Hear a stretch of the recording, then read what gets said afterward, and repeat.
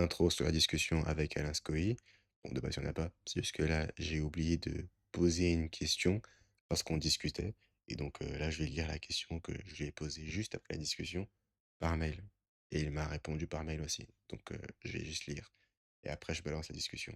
La question en question, euh, c'était sur les aliments cadavériques. À quel point ça peut être néfaste avec une sous-question qui est vaut mieux manger des aliments le plus frais possible, légumes, viande, etc.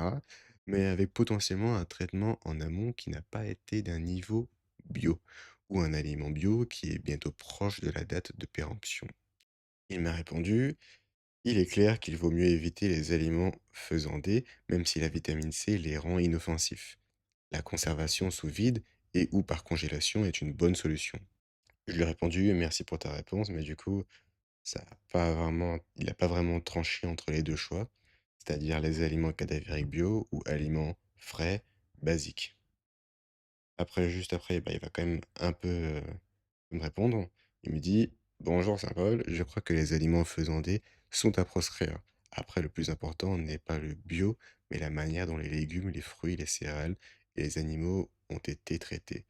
Juste des choses, entre guillemets, pour pouvoir faire du fric au mépris de leur souffrance qui va s'inscrire dans la substance que l'on va ingérer, ou des êtres vivants que l'on respecte tout au long de leur vie, même si un jour nous prenons leur vie pour nous nourrir.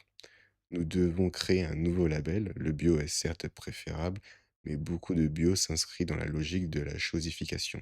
Il faut créer le label du respect et de la gratitude pour tout ce qui nous est donné. La bénédiction des aliments que nous ingérons est par ailleurs très bénéfique par rapport à tout ce que ces êtres ont subi, puisqu'elle nous installe dans la gratitude. Je te réponds encore sur l'argent, Alain.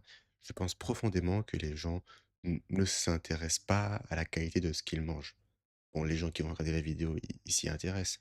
Mais la plupart, ils s'en tapent royalement. Et donc, pourquoi les agriculteurs, pourquoi les éleveurs feraient une vache respectée? Quel est leur intérêt de faire un aliment plus noble si le Pékin moyen s'en tape et qu'il va juste prendre sa viande hachée à Lidl et sera totalement content avec ça? C'est l'histoire de fric, bien sûr. Donc, l'agriculteur, l'éleveur, il a besoin de vivre, il a besoin de gagner de l'argent et d'être rentable. S'il est rentable avec de la merde, il sera rentable avec de la merde. Et si un jour les gens commencent à, à s'instruire sincèrement, à vouloir adopter une alimentation plus noble, eh bien le marché suivra. Tant que les gens sont stupides à cet égard, le marché de la bouffe restera minable. Olivier, tu vas te reconnaître, la question que tu as posée dans la première vidéo, je lui ai posée. On a eu un problème de son, donc on n'a pas pu continuer. J'ai oublié de lui reposer, mais je l'ai relu et dans la vidéo, dans la discussion entière, il y répond. Bon, Alain, cette fois-ci, on va répondre aux questions de la vidéo précédente sur la nutrition. Et Oui. là où je pense que ça mérite un peu plus de précision, c'est sur la proportion en termes de quantité. C'est-à-dire que on a dit crudité au début de repas, pour le repas unique, le soir. Ensuite, un repas plus complet avec un aliment protéique, glucidique et et de la cellulose. Le Et truc, des c'est que matières grasses, hein? les matières grasses, oui, avec Mmh. l'huile d'olive Oui. et à la fin, le dessert. Mmh. Là où moi, c'est pas que ça coince, mais j'aimerais plus de précision s'il y a un pourcentage à mettre dans le plat, c'est-à-dire, on découpe, heu, comme, comme un diagramme, je sais pas comment on peut dire, avec, 10 de protéines, 15 de glucides. Enfin, est-ce qu'on peut faire ça? Est-ce que toi, tu as en tête une portion justement qui est plus simple, à mettre en place plutôt que juste, le feeling? Bon, moi, je vais te répondre simplement. Heu, Personnellement, je pense qu'il ne faut pas, en aucune circonstance, partir sur des chiffres, des mesures et des choses comme ça. Il faut vraiment, suivre l'instinct, l'envie, la faim. Voilà. Il faut une bonne ration de crudités, il faut une bonne ration de protéines, heu de préférence animal, parce que c'est quand même beaucoup plus digeste. Et puis ensuite un farineux, ensuite des légumes cuits qui peuvent être mélangés au farineux, et puis un dessert bien sucré. Mais je crois qu'il ne faut pas mesurer, il faut arrêter cette histoire-là. En fait, on a un instinct, il faut le retrouver. Et rebondir sur, le dessert. Tu avais précisé qu'il Oui, fallait commencer à cuisiner et cetera et se oui. faire un bon dessert parce que tu disais que l'apport de fruits, comme exemple, n'est en termes de quantité, c'est pas assez. Moi, je trouve, là, c'est mon avis, j'ai quand même, parce que je me dis que prendre, par exemple, 2 pamplemousses en fin de repas, c'est équivalent à prendre, ton riz au lait, non? Parce que moi, j'aime beaucoup prendre mon fruit en fin de repas et j'ai vraiment du mal à manger, je sais pas, la banane, une orange, avant mon plat salé. Ça me dérange en termes d'ordre et mon palais il est un peu embêté.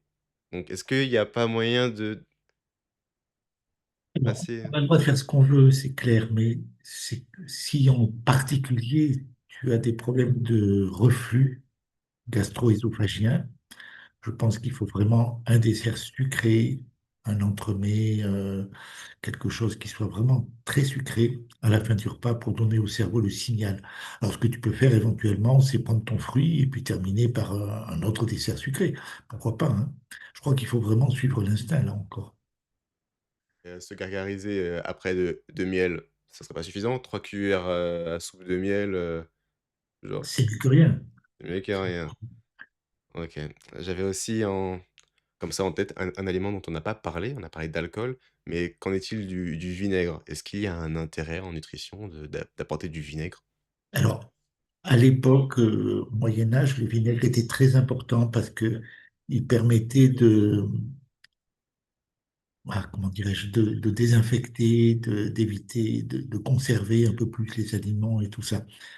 Au jour d'aujourd'hui, avec le réfrigérateur, c'est beaucoup moins nécessaire. Et bon, après, il y a des personnes qui mettent en avant le vinaigre de cidre, qui lui attribuent des propriétés thérapeutiques remarquables. Pourquoi pas? Personnellement, j'ai pas la sensation que ce soit un médicament et qu'on puisse le considérer comme un médicament. Maintenant, si on veut s'y amuser, j'ai aucun inconvénient. Maintenant, si on prend nos 10 grammes de vitamine C par jour, plus le vinaigre, ça fait beaucoup d'acide. Ça va être quand même peut-être un peu désagréable pour notre tube digestif. Il y a une sorte d'équilibre, acido-basique, que tu as en tête pour le corps? Alors, tous les aliments sont acides, quels qu'ils soient, mais c'est que le vinaigre ou la vitamine C ont un pH entre 2 et 2,5 et 3, donc c'est quand même plus acide que les autres, quoi. Dans ton livre, sur la vitamine, tu dis que la vitamine C, on en reviendra quand on va vraiment parler des vitamines, mais là, spécifiquement pour le vinaigre, tu dis que la vitamine C n'acidifie pas le corps. Est-ce que le vinaigre acidifie le corps, tu penses? Ouais. Tous les aliments acidifient le corps. Il ne faut pas dire que les aliments n'acidifient pas le corps, pas plus le vinaigre que la vitamine C. Et c'est le but, hein. Si tu veux, nous perdons de l'eau à mesure que nous avançons dans la journée et il faut la récupérer, puisque l'acidité, c'est la proportion d'eau. Plus on est acide, plus on est riche en eau. Un bébé, lorsqu'il sort du ventre de la maman, contient 90% d'eau. Un vieillard, lorsqu'il arrive en fin de vie, n'a plus que 65% d'eau. Donc, l'acidité et l'hydratation, c'est absolument essentiel pour rester jeune. Des points très importants qu'on va garder à la fin pour ma longue question que tu as vue, après. Ah, d'abord, je vais partir sur l'aluminium et le fluor. Je me demandais, parce que tu disais, je pense, dans un de tes livres, que en, en fine quantité, le corps en a besoin, mais que l'alimentation en donne suffisamment assez. Est-ce que c'est du coup un peu une sorte de polluant qui vient de l'industrie en général? Ou, ou c'est vraiment des oligo-éléments, je sais pas si on peut l'appeler comme ça, qui sont néfastes pour le corps quand c'est de manière industrielle ou naturelle? Oui, il faut prendre les deux éléments à part parce ils ont tous les deux des spécificités, hein. Alors, en tant qu'oligo-éléments, il y en a suffisamment dans les plantes, dans les légumes, dans les fruits, donc c'est pas la peine de se supplémenter en plus, hein. Voilà. Alors, par contre, si tu veux, l'aluminium aujourd'hui représente une des pollutions les plus graves de notre temps, puisque il conduit vers l'autisme, vers la maladie d'Alzheimer, vers la démence, vers la schizophrénie même, c'est-à-dire la folie. Donc, l'aluminium est certainement quelque chose à éviter au maximum, mais comment l'éviter, hein? Tous les vaccins contiennent des tombereaux qui sont directement inoculés dans notre chair. Et quand je dis des tombereaux, c'est 20 fois, parfois plus, la dose, la dose tolérable, quoi, hein. Et on est arrosé par les chemtrails à plein pot en aluminium. Et on a beau faire, on est impacté par ça. Donc aujourd'hui, il faut surtout pas chercher à se complémenter en aluminium. C'est vraiment quelque chose à proscrire. Et au contraire, il faut, si possible, se nettoyer à condition. Alors, il faut bien comprendre, hein, quand on fait un nettoyage de métaux, comme l'aluminium, qui est un métal lourd, hein, quelque part, même s'il est léger à sous-peser pour nous, mais c'est un métal lourd au niveau de la biologie. Euh, Si on donne l'ordre homéopathique du nettoyage, l'aluminium va se soulever et se déposer un peu plus loin et faire de nouveaux dégâts un peu plus loin. Hein, l'aluminium, il a trois organes cibles, c'est le cerveau, d'où les problèmes dont on parlait tout à l'heure, mais aussi les os et le rein. Donc, si on fait un traitement de nettoyage sans précaution, c'est une véritable catastrophe. On augmente les dégâts. Donc, il faut impérativement, quand on fait un nettoyage de ce type de métaux, euh, prendre une complémentation en vitamines suffisante, en particulier vitamine C et vitamine E naturelle. Voilà. Alors ça, c'est pour l'aluminium. Après, le fluor n'a strictement aucun intérêt, à part en tant qu'oligoélément obtenu de façon naturelle. Je coupe. Est-ce que tu penses Euh, que avec par exemple pour les dents, la médecine moderne dit que le fluor est indispensable pour les caries, etc. Nanana. Bon, toi et moi, on sait que c'est faux quand on creuse le truc. Est-ce que par exemple le siwak, qui est une plante qui est chargée en fluor naturel, est-ce que ça serait intéressant pour les dents ou pas? alors, de toute façon, non. Le fluor, par rapport aux dents, il déplace les zones de calcification et de densité, mais il ouvre la porte à des zones de plus faible densité, et donc il ouvre la porte aux caries. Et ça, on le sait, hein, la prise de fluor augmente le risque de caries. Mais en fait, le fluor n'est pas utilisé pour ça. Ça, c'est le prétexte officiel. En fait, le fluor est un substrat qui, à dose importante, annihile la volonté. Donc, c'est un outil d'asservissement de la population. Et les Allemands avaient bien pris conscience de cette chose-là pendant la dernière guerre, puisqu'ils complémentaient l'eau en fluor dans les populations pour justement ne pas avoir trop de résistants, de complotistes. Donc voilà, le fluor, c'est vraiment à exclure, hein. Je crois que c'est vraiment pas la peine de se complémenter artificiellement. C'est même contre-indiqué. Pas un- Parce que la nutrition, on avait dit qu'elle était différente pour l'enfant, pour l'adolescent, pour la femme enceinte. Est-ce que du coup, quand on est adulte, passé un certain âge, c'est-à-dire 60 ans, 70 ans, les mêmes principes sont à adopter, c'est-à-dire un repas unique le soir, en grignotant sucre la journée si on a des efforts à faire, ou ça reste tel quel, peu importe l'âge de 25 ans, de 20 ans jusqu'à 80 ans, jusqu'à la mort. Oui, en fait, c'est fonction de l'activité que tu as. Si tu as une activité très, très énergivore, hein, si tu fais beaucoup de sport ou d'activités physiques intenses, on peut très bien manger dans la journée. Si tu veux, en fait, bon, les femmes enceintes, c'est pareil. Les femmes enceintes, elles participent à la croissance du bébé, donc il faut qu'elles fassent trois repas par jour. Les enfants, c'est pareil. Il faut qu'ils fassent au moins 4 repas par jour. Et le goûter en prime. Parce qu'ils sont en pleine croissance. Donc, de toute façon, il faut rester extrêmement souple et mesuré sur ces choses-là. Il ne faut pas avoir un comportement sectaire. Si on a envie, si l'instinct est là, ben, on suit l'instinct. Ce qu'il faut essayer, c'est de repérer ce qui est instinct et ce qui est habitude. Faire la différence. Hein. Quand on a une véritable faim, c'est pas tout à fait la même chose que quand on a l'habitude de manger à telle heure et que ça nous manque. C'est bon, c'est pas évident. Moi, je sais que j'ai mis 1 an pour passer à un repas par jour. Ah, c'est Je l'ai fait très, très, très lentement, très progressivement. pas facile. Je trouve que c'est dans la pratique, ça se fait plus facilement quand on est dehors, mais quand on a sous le nez le frigo qui nous aide, quand on est chez soi, c'est beaucoup plus difficile. Franchement, bon, ça se fait. Ça dépend si on travaille ou pas. Hein. Mmh. Moi, je sais que quand je travaille, je pense même pas, même si je suis à côté du frigo, ça m'est égal. Tu la même Mais c'est vrai, résistance. quand on s'ennuie, bon, là, en ce moment, je n'ai pas le droit de travailler, donc je ne fais pas grand-chose dans la journée. Et bon, c'est vrai qu'on grignote à midi. Mais on grignote, on ne fait jamais un repas construit à midi.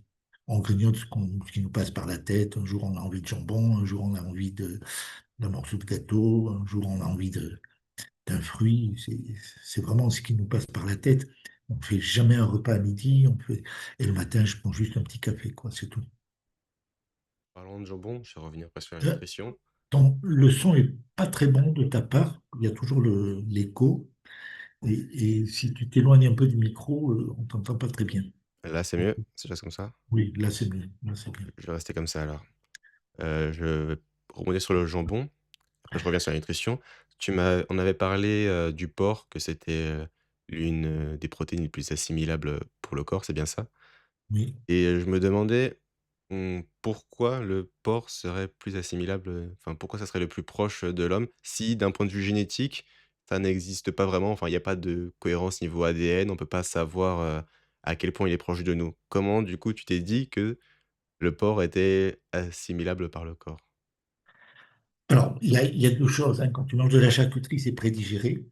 Donc, c'est un aliment lacto-fermenté qui est prédigéré, donc le travail de digestion est très faible. Et il semblerait qu'au niveau de la structure protéique, ce soit pratiquement les mêmes que chez l'être humain. Voilà. Après, je ne suis pas nutritionniste spécialisé, et donc je répète ce qu'on m'a dit, quoi. Hein. Bien entendu. Je vais revenir sur la nutrition spécifique, par exemple pour les femmes, la ménopause, l'andropause. Est-ce qu'il y a des spécificités pour elles? Mmh, Est-ce qu'il y a des spécificités pour la ménopause ou l'andropause? Alors, a priori, j'ai appris hier, de façon tout à fait par hasard, que un ami qui a à peu près mon âge, dont l'épouse faisait un coulis de framboises, et il a voulu manger les grains qui restaient. Et alors que, bon, évidemment, vu l'âge, il a pratiquement plus d'érection. Là, il a une érection absolument remarquable. Donc, il est clair qu'il y a des aliments qui contiennent des hormones mâles, des hormones femelles. On sait que le soja, s'il n'est pas fermenté, est très riche en hormones femelles. Euh, les graines de courge également. Hein. Il faut éviter chez les hommes les graines de courge. C'est une catastrophe, y compris si on a un problème de prostate. Hein. Les traitements féminisants pour les problèmes de prostate, c'est quelque part l'ouverture à à la, à la quasi-certitude qu'on va se retrouver avec des cancers de l'os.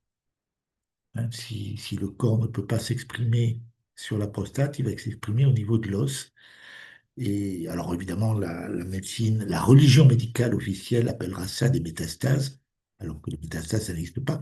C'est simplement un transfert de biologisation, de somatisation. Hein. Ça n'a rien à voir. Les cellules cancéreuses ne se promènent jamais. Donc, quand on vous raconte des histoires de métastases, on se moque du monde. Hein. D'ailleurs, à ce niveau-là, le plus amusant, hein, c'est que si on reste sur l'histoire de la prostate est une tumeur qui est dure comme de la pierre, Et quand elle fait des métastases dans l'os, elle fait une carie dans l'os, elle fait un trou. Et ils sont très doués parce qu'ils font une ponction du trou et ils trouvent des cellules prostatiques.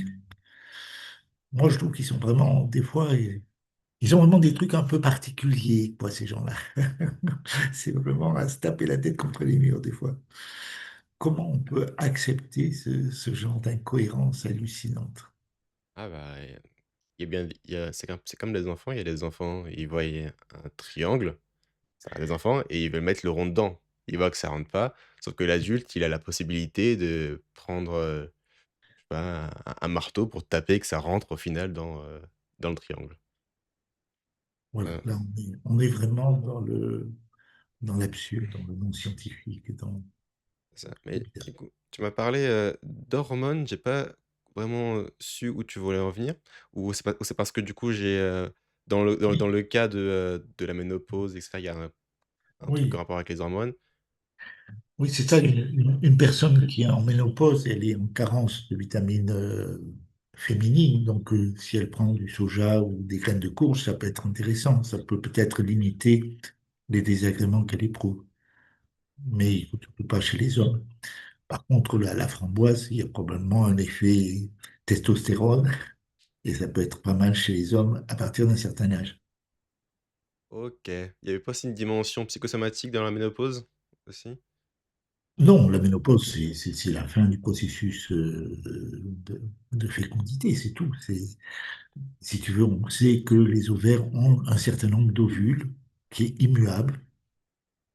Bon, il y en a un très grand nombre au moment de l'adolescence et de la puberté. Et puis, il y en a beaucoup qui disparaissent spontanément parce que c'est comme ça. Et lorsqu'il n'y a plus d'ovules, eh ben, la ménopause s'installe. Et normalement, on n'est pas supposé, pouvoir être fertile à l'infini en prenant vitamine C et vitamine E? Alors écoute, là, ça relève pratiquement du miracle, hein. C'est que dans l'Ancien Testament, il y a des personnes très très âgées qui ont pu avoir des bébés, mais je pense que ça relève plus du miracle et d'une action hors naturelle, surnaturelle, mais pas d'une action naturelle, quoi, hein. Enfin, c'est mon opinion, après, je n'ai pas la science infuse. Oui, bien sûr. OK. Et je parle de l'eau? Non. D'abord, l'iode, qu'est-ce que tu en penses? Est-ce que c'est, un nouveau problème d'époque? Pas du tout, Oui, c'est à la mode, oui. un faux problème? Qu'est-ce que tu en penses? Alors, c'est pas un faux problème. Je pense que l'iode est l'oligo-élément majeur de la glande thyroïde, hein. Elle en a besoin pour fonctionner. Nous savons que la glande thyroïde a une fonction essentielle. Elle est la base. Elle est vraiment comment dirais-je, un- oui, elle est la cheville ouvrière de toute la croissance. Déjà, l'embryon dans le ventre de la mère, avant même que la glande n'existe, l'embryon a des hormones thyroïdiennes et ce sont les hormones thyroïdiennes qui orchestrent la fabrication du bébé. Ensuite, toute la croissance est reliée aux hormones thyroïdiennes et donc à la thyroïde, et également la mémoire, le fonctionnement du cerveau, et puis bien sûr, la thyroïde, c'est le carburateur de l'organisme, hein. On pourrait la comparer à la pédale de l'accélérateur. C'est-à-dire que si on appuie trop sur l'accélérateur, on va consommer beaucoup plus, on va maigrir, euh, on va, on va avoir une température corporelle plus élevée, on va avoir une tendance à l'hypertension et à la tachycardie. Alors que si on ralentit, si on lâche l'accélérateur et s'il n'y a pas suffisamment de carburation, eh ben, au contraire, on va gonfler, ralentir, avoir une température plus basse, une hypotension. Et voilà, bon, donc la thyroïde est absolument essentielle et la thyroïde ne peut pas fonctionner sans iode. Il en faut. Voilà. Alors aujourd'hui, il y a une mode, le docteur Vincent Reliquet, qui a été repris par beaucoup de naturopathes et tout ça, qui préconise des doses énormes d'iode. Il préconise jusqu'à 12,5 mg par jour, voire plus dans certaines pathologies. Alors je crois qu'il ne faut pas exagérer. Entre les 150 microgrammes préconisés par la médecine en général et les 12,5 mg que propose Vincent Reliquet, je crois qu'il y a quand même un peu d'exagération et je ne suis pas certain que ça fasse du bien.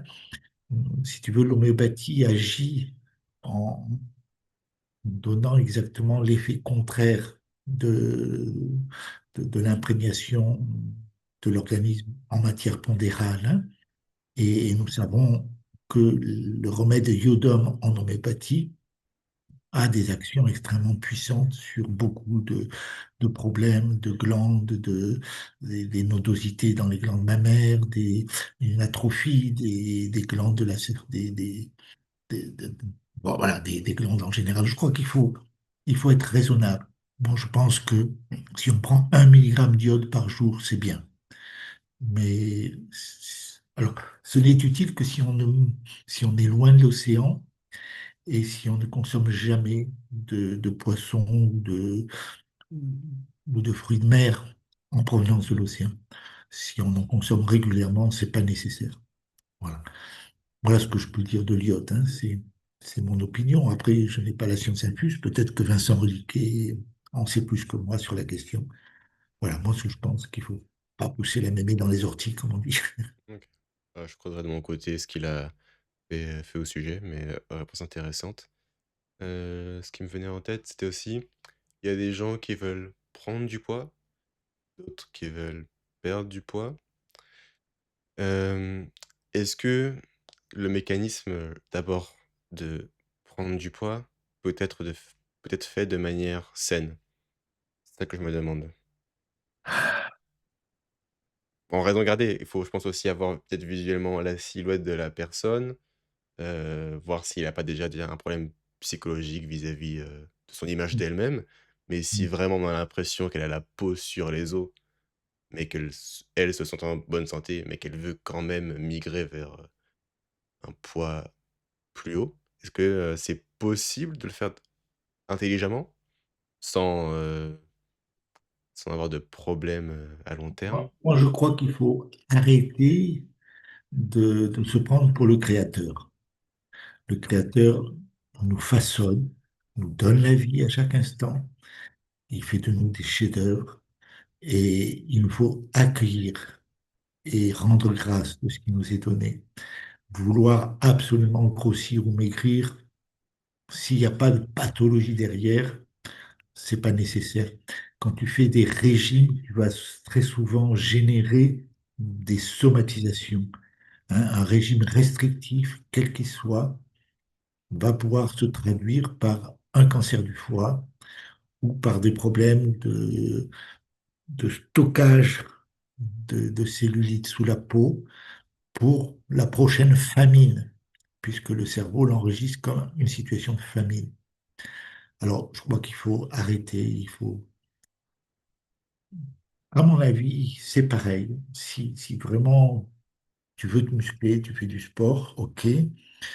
Euh, Vouloir prendre du poids à tout prix et faire de la masse, ça ne me paraît pas quelque chose de raisonnable.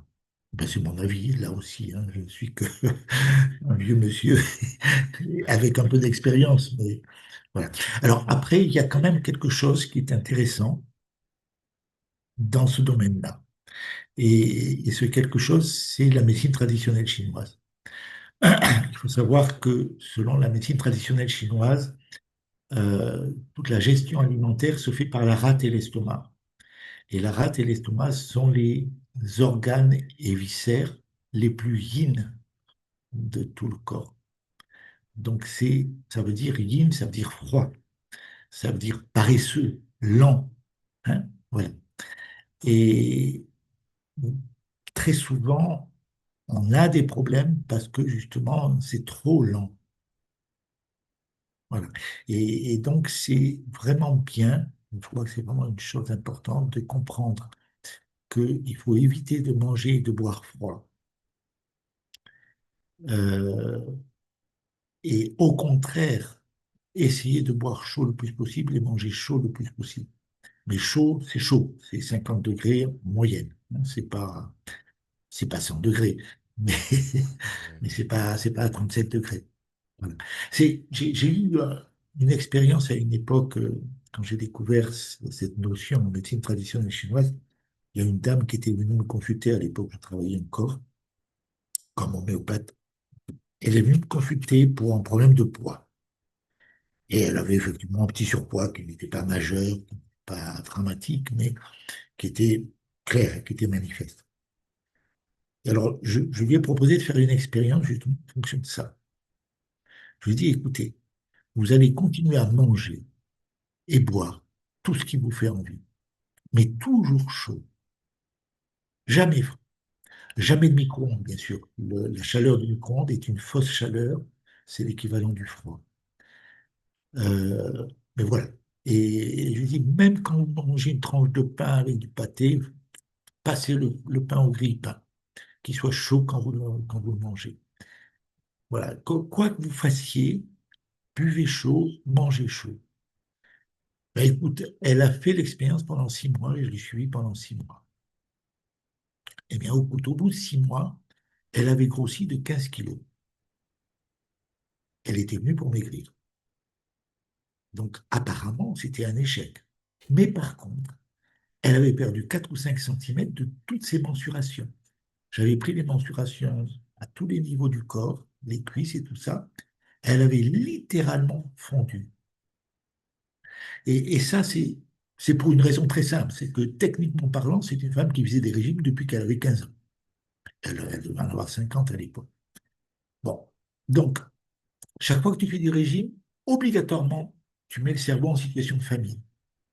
Et donc, dès que tu arrêtes ton régime, ton cerveau fait des réserves. Donc, soit en construisant des tumeurs dans le foie, soit en stockant de la graisse sous la peau. Et donc, qu'est-ce qui s'est passé pendant ces 6 mois? Eh bien, elle a consommé sa graisse sous-cutanée et elle a construit de l'os et du muscle. Et c'est infiniment plus dense, c'est lourd, et c'est pour ça qu'elle a grossi. Juste avec le chaud? Ou tu l'avais quand même Justement. indiqué de, Non, le non, il y avait que le chaud. Il n'y avait aucune autre indication par ailleurs. hem, ça veut dire qu'elle aurait pu manger McDo chaud tous les jours, tu penses que ça aurait Ah non, marché? non, non, non, elle mangeait correctement. Ah OK, d'accord, Ah oui, non, il ne faut pas exagérer. ouais. OK, ça marche. La précision que je voulais quand même encore avoir sur, la prise de poids, c'est que d'abord, est-ce que tu penses que la musculation, si c'est fait de manière, régulière, c'est-à-dire juste de soulever des charges de manière biomécanique, en respectant le corps, c'est un stress qui ne vaut pas la peine ou justement c'est un peu comme marcher tous les jours, ça peut faire du bien à l'organisme? Si tu veux, il ne faut pas tomber dans l'hédonisme. Hein, il faut arrêter d'adorer notre corps et d'en faire un dieu, quoi. Hein. Après, si tu as envie de te muscler, muscle-toi. C'est ton droit le plus strict. Si tu veux pouvoir te défendre, si c'est juste pour pouvoir avoir des gros muscles et une apparence, ça me paraît sans intérêt. Pour moi, en tout cas. Hein. Après, voilà, après chacun fait ce qu'il veut. Mais voilà, moi je pense que il faut avoir une activité physique, c'est important. Ça, oui. Que ce soit de la musculation forçant et en se faisant mal, entre guillemets, pour arriver à des résultats. Moi, je dis non, ça c'est de l'hédonisme. Ça, je ne suis pas pour, personnellement. En vision. Mais entre marcher 1 heure et une séance de musculation 1 heure, toi, tu estimes que marcher 1 heure a plus de bénéfices que la musculation sur le long terme, c'est ça? Alors, ça dépend où tu marches. Hein. Si tu marches sur un tapis roulant dans ta chambre, ça n'a aucun intérêt. Oui, Si tu marches dans la nature et que tu t'émerveilles devant la splendeur des fleurs, des bourgeons en ce moment, la beauté du monde, alors là, évidemment, la marche te fera infiniment plus de bien que la musculation. mmh, Et si tu veux, c'est aussi une façon d'être dans l'instant présent. Quelque part, on passe notre vie à courir soit pour essayer de retrouver ce qui s'est passé hier, soit pour essayer d'avancer plus vite pour faire autre chose demain. Et on est tellement peu dans l'instant présent, c'est dommage. Quoi, hein. OK. L'instant présent, c'est le cadeau qui nous est fait. C'est la vie. Ah, la vie n'est pas facile non plus, hein. Quand tu me disais qu'avant la fille nous a enfin, le créateur nous a créés, on va dire, entre guillemets «de manière parfaite». Comment tu peux du coup expliquer que le créateur peut créer des trisomiques et qu'on estime ça comme étant parfait, par exemple? Alors, c'est pas le créateur qui crée les trisomiques. C'est nous qui fabriquons les trisomiques. On sait que le docteur Hammer a pu guérir une petite fille trisomique en 6 mois, simplement en travaillant sur les conflits auditifs qu'elle avait subis pendant la vie intra-utérine. Donc les trisomiques, ils peuvent guérir. C'est pas impossible. Et ils peuvent être totalement normales. Donc moi, j'ai vu la petite fille effectivement à 4 ans, quand à la fin de sa cure, elle avait toujours le faciès trisomique, mais elle avait un comportement d'un enfant de 4 ans normal. Et j'ai eu des nouvelles. On a pu retrouver sa trace sur Internet. À 17 ans, elle faisait des études supérieures. Elle était tout à fait ad hoc. Elle avait toujours un vague reflet de une petite morphologie. Et en fait, quand on regarde les trisomiques, on a l'impression qu'ils veulent se boucher les oreilles. Et je pense que probablement la plupart des trisomiques ont subi des conflits auditifs pendant la vie intra-utérine, par le biais de leur maman, puisqu'ils sont en osmose avec leur maman. Voilà. Après, il y a des monstruosités, il y a des choses qui sont vraiment étonnantes, mais est-ce que c'est le créateur ou est-ce que c'est l'homme qui est venu polluer et foutre le bordel dans le processus de création? C'est quand même le Pardon de créateur parler. qui c'est quand même le créateur qui crée cet homme, turbulent, qui saccage un peu tout. Ah, il nous a créés capables du meilleur, mais donc du pire. Mmh. Ça, c'est sûr que il nous a créés libres. Et on est libre de faire des conneries, comme on est libre de faire des choses merveilleuses, hein. Tu regardes un Padre Pio, tu regardes des gens comme ça, c'est c'est à couper le souffle, quoi, hein. Et on a des capacités inimaginables, hein. Padre Pio était capable de se téléporter, d'être en plusieurs endroits à la fois, réellement, objectivement. C'était pas un fantôme qui était à plusieurs endroits. Non, Comment tu c'était dis? lui. Padopio, c'est qui? Je connais Padre pas. Pio. Padropio. T'as jamais entendu parler de Padre Pio? Non, non. C'était un moine italien qui était absolument exceptionnel. Intéressant aussi, je creuserai, plus Ouais, tard. Je pense qu'on a fait le tour sur les questions, peut-être que s'il y en a qui me viennent au fur et à mesure. On va oui, plonger sur, les compléments. On part oui, sur notre meilleur ami, la vitamine C. oui. Pour, fais-moi un topo global. Déjà, pourquoi la vitamine C est tellement sous-cotée de nos jours? Hormis pour les cosmétiques et cetera. Pourquoi les dosages, je sais plus si c'est l'ANSES qui dit, 250 milligrammes. Pourquoi c'est tellement, en dessous de ce qu'il faudrait prendre? Ça m'intéresse. Alors, bon, d'abord, la première des choses à savoir par rapport à la vitamine C, c'est que les êtres humains ne sont pas capables de la synthétiser. De même que les primates, les cochons d'Inde, les lapins, et quelques rares espèces animales. Pour quelles raisons? C'est bizarre, on ne sait pas trop. Moi, j'ai une hypothèse. Ouais, Oui, vas-y. je laisse continuer. Je pense que tu vas parler du continent de Mu, l'effondrement par rapport aussi, je crois Même au pas, déluge. je vais pas aller si loin. Oui, mais c'est probablement lié. Mais moi, ce que je pense, c'est que le cataclysme du déluge, ça s'est traduit par une rotation de l'axe de la Terre. Et je pense que l'humanité, auparavant, vivait dans des zones équatoriales et tropicales et qu'ils étaient frugivores, et frugivores quasi stricts. Je pense qu'il y avait qu'une seule humanité, parce que je pense que dans ton livre aussi, tu disais que, peut-être que la seule humanité justement qui est qui soit restée en vie, c'est celle dans les tropiques et peut-être que ceux de l'Atlantide étaient aussi, des humains de la même époque et peut-être qu'eux la synthétisaient, Mais l'Atlantide était aussi probablement en zone tropicale ah équatoriale, et on ouais, c'est continue de mieux aussi, hein, je pense. oui. Voilà. Mais après ce cataclysme, compte tenu de la rotation de la Terre, du décalage, eh bien, les humains se sont trouvés en zone tempérée. Alors, ce qu'il faut savoir, c'est que dans les zones équatoriales et tropicales, les fruits sont excessivement riches en vitamine C. Pour avoir l'équivalent dans nos régions tempérées, je ne sais pas si je l'avais dit l'autre jour, il faut 40 kilos d'oranges par jour avec la peau. hein. Donc, pour avoir la quantité minimale nécessaire compte tenu de ce que nous savons de nos frères animaux, hein. Nous savons qu'une chèvre adulte, qui pèse à peu près entre 50 et 80 kilos, eh bien, elle synthétise chaque jour 10 grammes de vitamine C. Et si elle est stressée, elle double sa production. Elle passe à 20 grammes. Alors, à quoi sert la vitamine C? Eh bien, la vitamine C, c'est l'antioxydant J'aimerais majeur. j'aimerais savoir comment on peut quantifier, heu, comment un animal peut, synthétiser, 10 grammes, 20 grammes? Enfin, comment ça se mesure? Ah, ça, je ne sais pas. Ouais, OK. Sincèrement, je ne sais pas la technique. Mais je creuserai aussi, plus tard. Mais vas-y, continue. Ouais, voilà. Donc la vitamine C est un antioxydant, un anti-vieillissant, c'est acide, c'est réducteur, c'est-à-dire ça limite les combustions et ça élimine les cendres. Et puis la vitamine C permet au microsima d'éliminer tous les poisons, toutes les toxines, hein. On a vu par exemple l'exemple du docteur Bastien qui s'est empoisonné 2 ou 3 fois aux amanites phalloïdes. Et c'est étonnant d'ailleurs parce que il avait un protocole et il voulait faire la promotion de ce protocole pour justement montrer qu'on pouvait ne pas mourir de cette intoxication.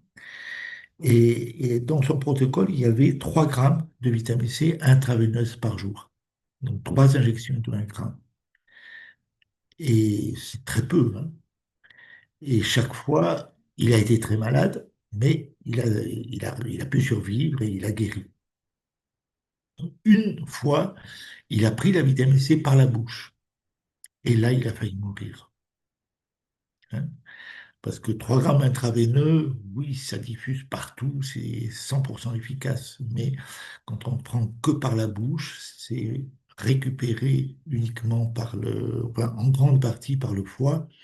Et il n'y en a pas assez pour le reste du corps. Et donc, là, il a failli y passer, quoi. Il a failli passer à cause de la dose de vitamine C ou à cause du poison qu'il avait ingéré, Et il a failli passer à cause du poison qu'il avait ingéré, mais parce Ouais. que s'il avait pris sa vitamine C en quantité suffisante, si au lieu de prendre 3 grammes par la bouche, il avait pris 15 ou 20 grammes, probablement il aurait beaucoup mieux remonté la pente après cette histoire-là. Et c'est pareil, si tu veux, il a ajouté des antibiotiques et plein de choses dans son protocole. Je pense que s'il avait simplement fait 10 grammes de vitamine C en intraveineux, il n'aurait même pas eu un malaise. Alors, on sait également, et ça a été expérimenté, que quelqu'un qui a un tétanos déclaré, c'est-à-dire qui a dans le système nerveux, les nerfs sont empoisonnés par une toxine gravissime qui est la toxine tétanique, il suffit d'1 gramme de vitamine C intraveineuse pour qu'il guérisse instantanément et totalement. 1 gramme en intraveineux. Donc la vitamine C est vraiment quelque chose qui permet au microclimat d'éliminer tous les poisons, tous, sans aucune exception. Donc c'est quand même extrêmement intéressant. Et elle a le fait qu'elle soit antioxydante et acide, elle nous ramène sans cesse vers la jeunesse. Donc elle bloque le vieillissement et elle nous ramène vers la jeunesse. Donc ça a 2 intérêts. Donc certaines personnes ont du mal à supporter l'acidité de la vitamine C, rajoutent du bicarbonate, mais elles n'ont pas l'effet rajeunissant dans ce cas-là. C'est dommage. Voilà ce qu'on peut dire sur la vitamine C. Alors après, pourquoi?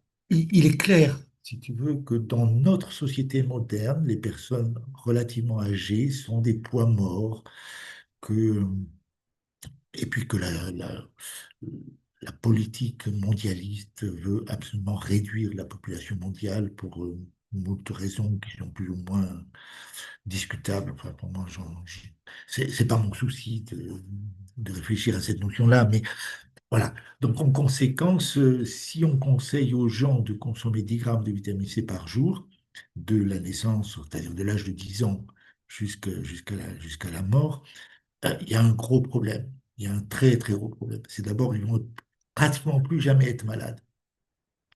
Lorsqu'ils seront malades, ce sera toujours des maladies bénignes. Et puis ensuite, ils vont vivre très longtemps.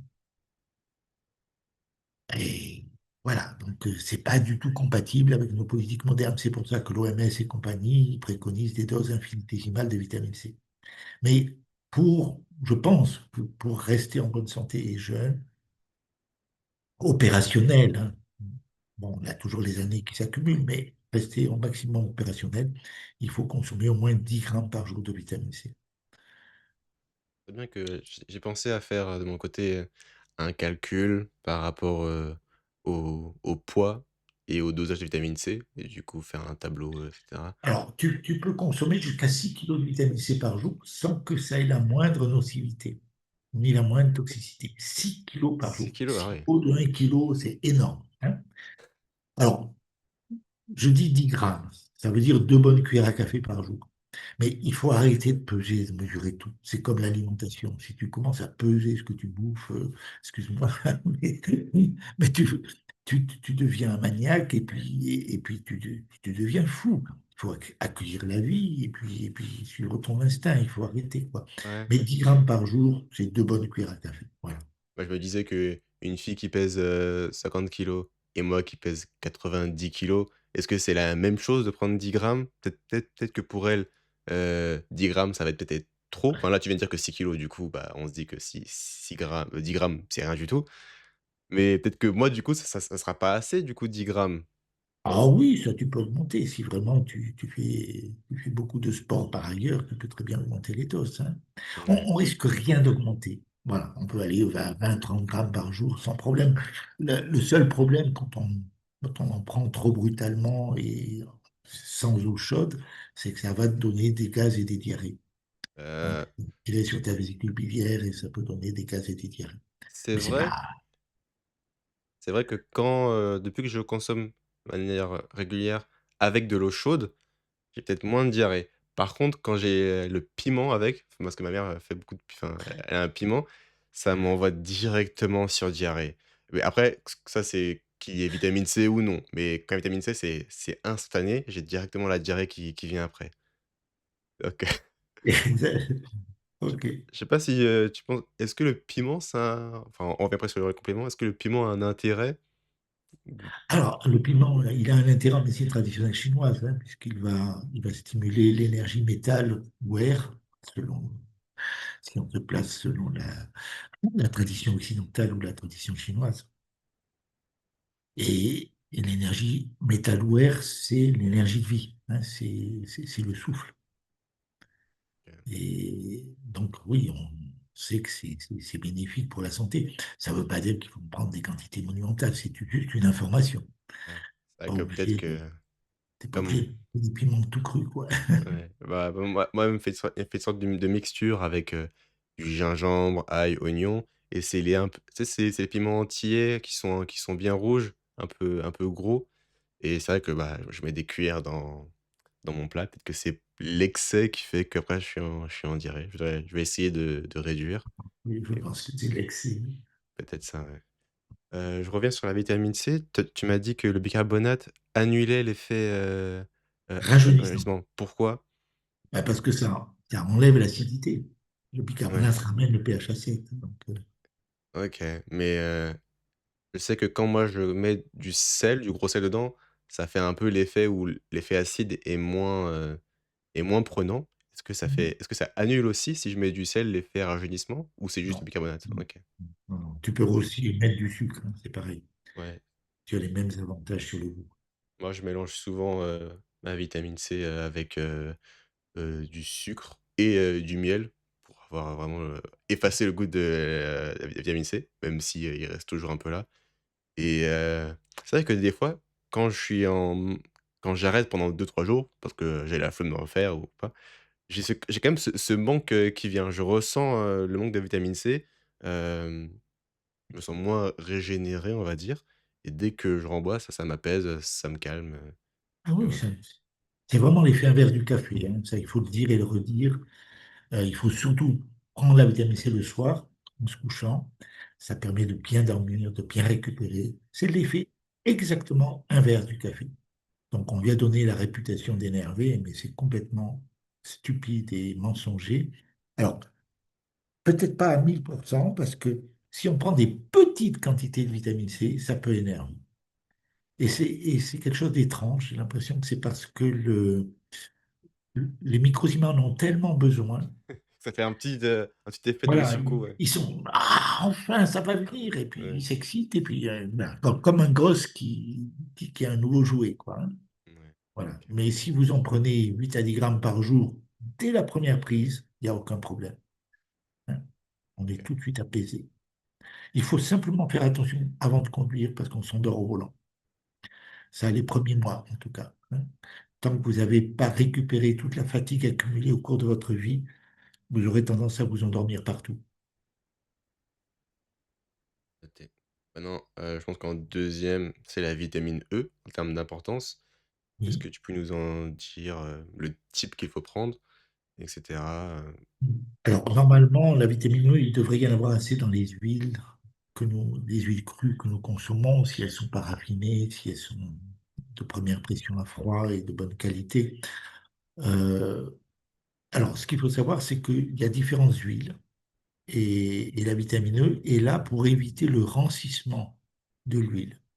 Le rancissement, c'est-à-dire l'oxydation, quelque part. La vitamine E est un antioxydant. Voilà. Donc, la plupart des huiles en contiennent suffisamment pour éviter le rancissement, mais pas suffisamment pour avoir un effet thérapeutique sur nous.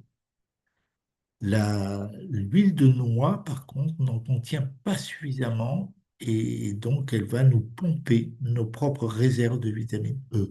Donc il faut éviter de manger trop d'huile de noix.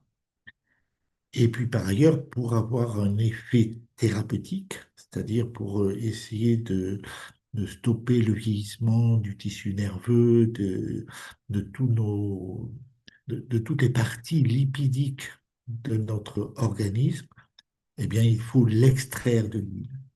Et donc, c'est proposé par un certain nombre d'industriels qui l'extraient et qui le proposent ensuite sous forme de capsules en général, hein. Moi, j'utilise aujourd'hui celle Tonatera. Il y a d'autres marques, il y a d'autres. Le problème, c'est que la qualité est extrêmement variable.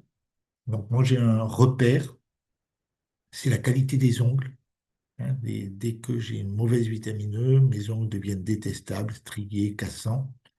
Dès que j'ai une bonne vitamine E, je vois tout de suite la différence. Ouais, tout de suite. Il faut quand même quelques semaines pour les ongles, mais ça se sent tout de suite, hein.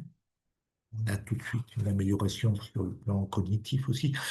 Là, un exemple, je ne sais pas si je ne l'avais pas déjà raconté, parce que je raconte partout, mais j'ai été amené un jour à conseiller les parents d'un jeune de 17 ans qui avait fait une paraplégie, c'est-à-dire qu'il s'était paralysé tout le bas du corps, hein, y compris la vessie, bon, mais vraiment paralysé, hein. Alors, selon la médecine officielle, c'était une myélite virale qui avait attaqué sa moelle épinière. Bon, alors, les virus, on est dans le délire total, hein, ça n'a aucune réalité objective. Toujours est-il qu'il s'est paralysé, et il a fait donc une inflammation aiguë de la moelle épinière et l'influx nerveux a arrêté de passer vers le bas du corps. C'était pas un traumatisme, hein, c'était vraiment une maladie, une inflammation. Et ses parents m'ont envoyé un mail, à l'époque j'étais en Espagne, eux ils étaient je sais plus où en France, en me disant est-ce que la vitamine C pourrait lui faire du bien? Et j'ai répondu par mail tac au tac, non, pas la vitamine C. Pour ça, c'est la vitamine E, puisque le système nerveux, c'est de la graisse. OK. Et je leur dis, si vous voulez, je vous envoie un flacon, vous essayez. Et je leur ai envoyé un flacon de vitamine E, puisqu'à l'époque, je la distribuais moi-même et j'avais une vitamine E d'excellente qualité qu'on faisait venir de Chine. Mais les Chinois savent faire la qualité aussi. Il y a pas que de la merde qui vient de chez eux. Et donc, j'avais une très, très bonne vitamine E. Et je leur ai dit, vous donnez telle quantité par jour. On ne pouvait pas lui en donner beaucoup parce qu'il était sous anticoagulant et que la vitamine E fluidifie le sang. Mais je Mais dis, justement, je te coupe, tu disais pas justement que c'est juste dangereux s'il y a opération, non? oui, c'est tout. OK, Ouais. Mais oui, mais s'il avait déjà des fluidifiants, il faut quand même pas exagérer. OK. Comme il a été probablement sous anticoagulant par la médecine, il ne fallait pas en donner de trop grosses doses. Voilà. Et donc, l'hôpital où il était, lui ai expliqué gentiment qu'il fallait qu'il se fasse à l'idée qu'il serait en fauteuil roulant toute sa vie, qu'on allait l'habituer à manipuler un fauteuil roulant électrique. Maintenant, c'était bien, c'est moderne, tout ça. Et donc, dès que ses parents lui ont apporté la vitamine E, il a commencé à en prendre le soir. Le lendemain matin, il marchait. Voilà. C'était pas complètement guéri. Il a eu encore des problèmes au niveau de la vessie, qui a eu du mal à se rééduquer. Mais voilà. Donc, la vitamine E est vraiment extrêmement intéressante, effet thérapeutique. Et à grosse dose, alors ce qu'il faut savoir, c'est qu'elle n'a aucun autre effet secondaire que cette fluidification du sang, quelle que soit la dose, hein, même si vous dépassez 2000 mg par jour. Le seul inconvénient, c'est la fluidification du sang. Et de toute façon, elle est éliminée au bout de 36 heures à peu près. Donc, on peut dire que ça, vous n'aurez pas une hémorragie qui durera plus de 36 heures si jamais vous vous blessiez. Voilà.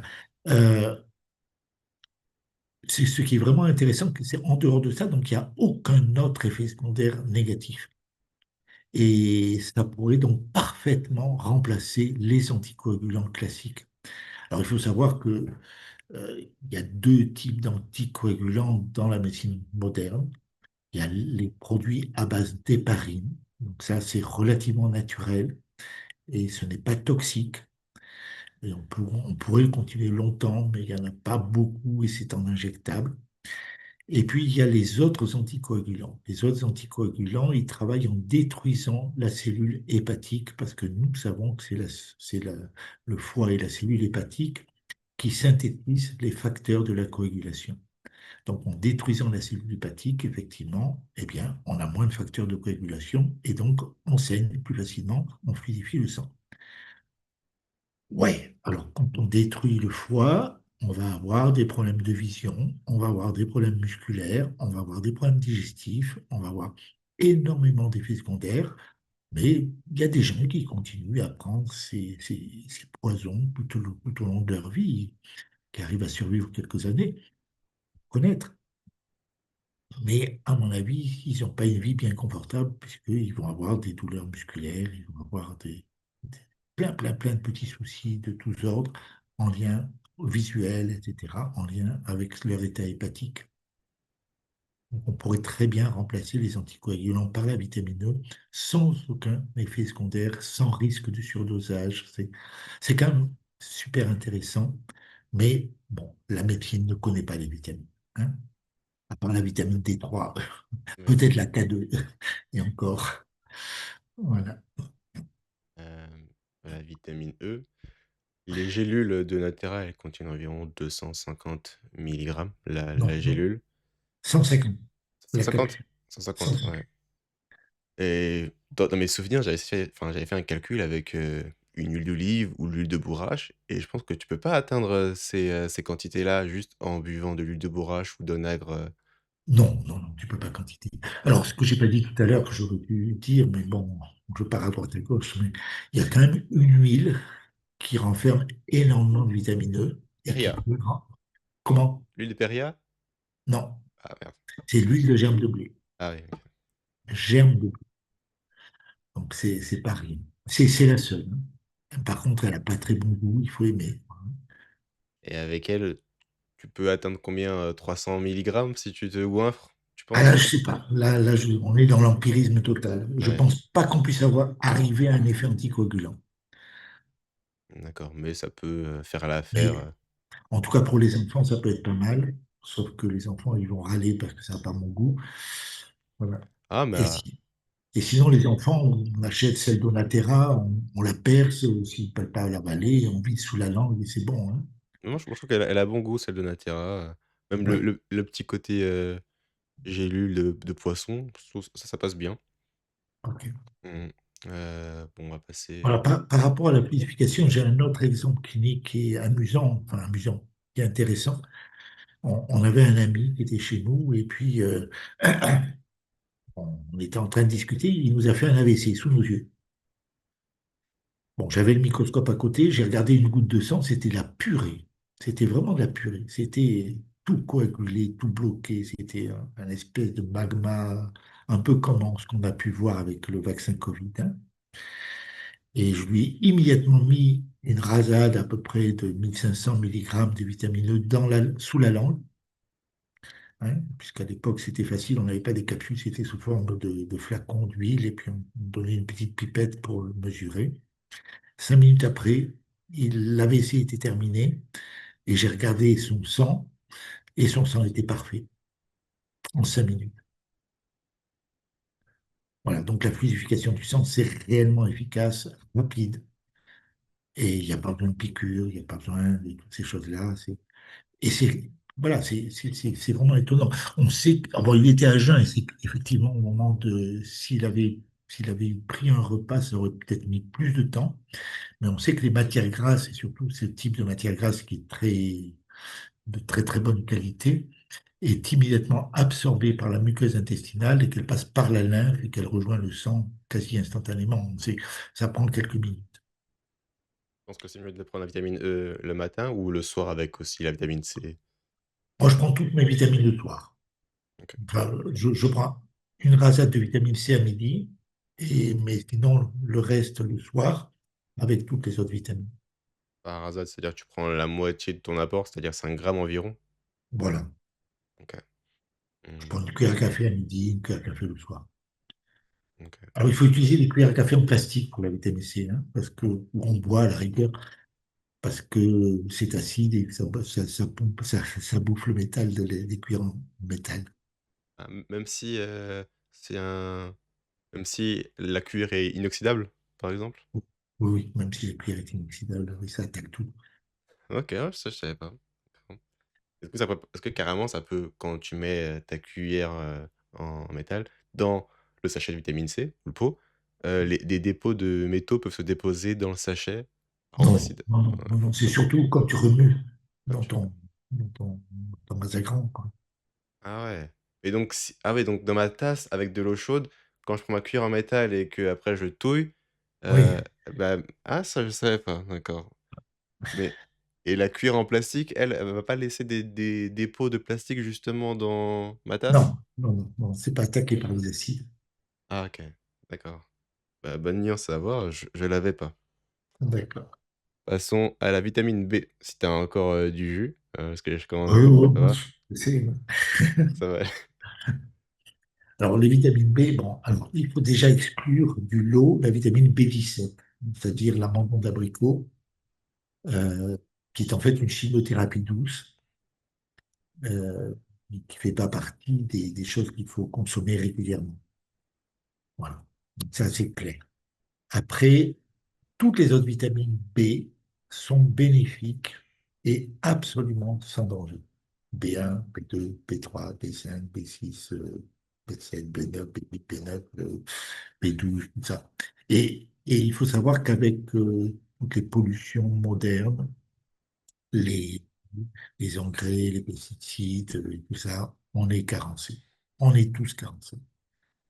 Et donc, à l'époque, j'avais étudié la question de très très près. J'avais calculé avec des experts du monde entier quelles étaient les quantités nécessaires.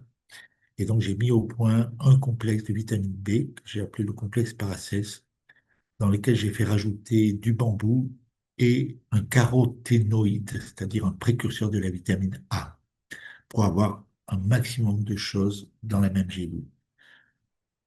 Donc, avec 2 gélules de ce complexe, que j'ai appelé le complexe Paracels, tous les jours, on a la ration minimale nécessaire. Après, alors en plus, avec le bambou, on a tous les oligo-éléments, tout ce dont on a besoin. Et la vitamine A, c'est excellent pour la vue, surtout nocturne. Voilà. Donc, c'est quand même un produit très complet. Et voilà. Et ensuite, j'ai expérimenté ce produit sur moi, sur mes animaux, sur ma famille, sur mes enfants et tout ça. Et j'ai pu constater un certain nombre de choses étonnantes. C'est-à-dire que si on couple la vitamine C avec le complexe Paracet, ce complexe de vitamine B, en quantité suffisante, c'est comme si on multipliait la quantité de vitamine C à ingérer. C'est-à-dire qu'on a à peu près avec 10 grammes, 10-15 grammes de vitamine C et 2 gélules 4 fois par jour de ce complexe paracèse, on a à peu près l'équivalent de 40 à 50 grammes de vitamine C par jour. Au niveau bénéfice, c'est colossal, en particulier dans les processus cancéreux avancés, des choses comme ça peut permettre d'avoir des améliorations intéressantes, même si il faut bien préciser que les vitamines ne sont pas des médicaments, elles ne soignent pas le cancer, elles ne font que rehausser la vitalité et de ce fait-là nous permettre de plus facilement guérir. Mais ce ne sont pas les vitamines C qui vont agir contre le cancer. De toute façon, il ne faut pas se battre contre le cancer. Là, c'est tout un autre domaine qu'on va aborder un jour, si tu veux. Ouais. Voilà, donc si on prend... Moi, j'ai testé sur les animaux, hein, on a des chats. Chaque fois que les chats ont le rhume, c'est une catastrophe. Les chiens, c'est pareil. On leur fait manger de la vitamine B, donc, mélange contenu d'une gélule de complexe paracèse dans un bon verre d'eau.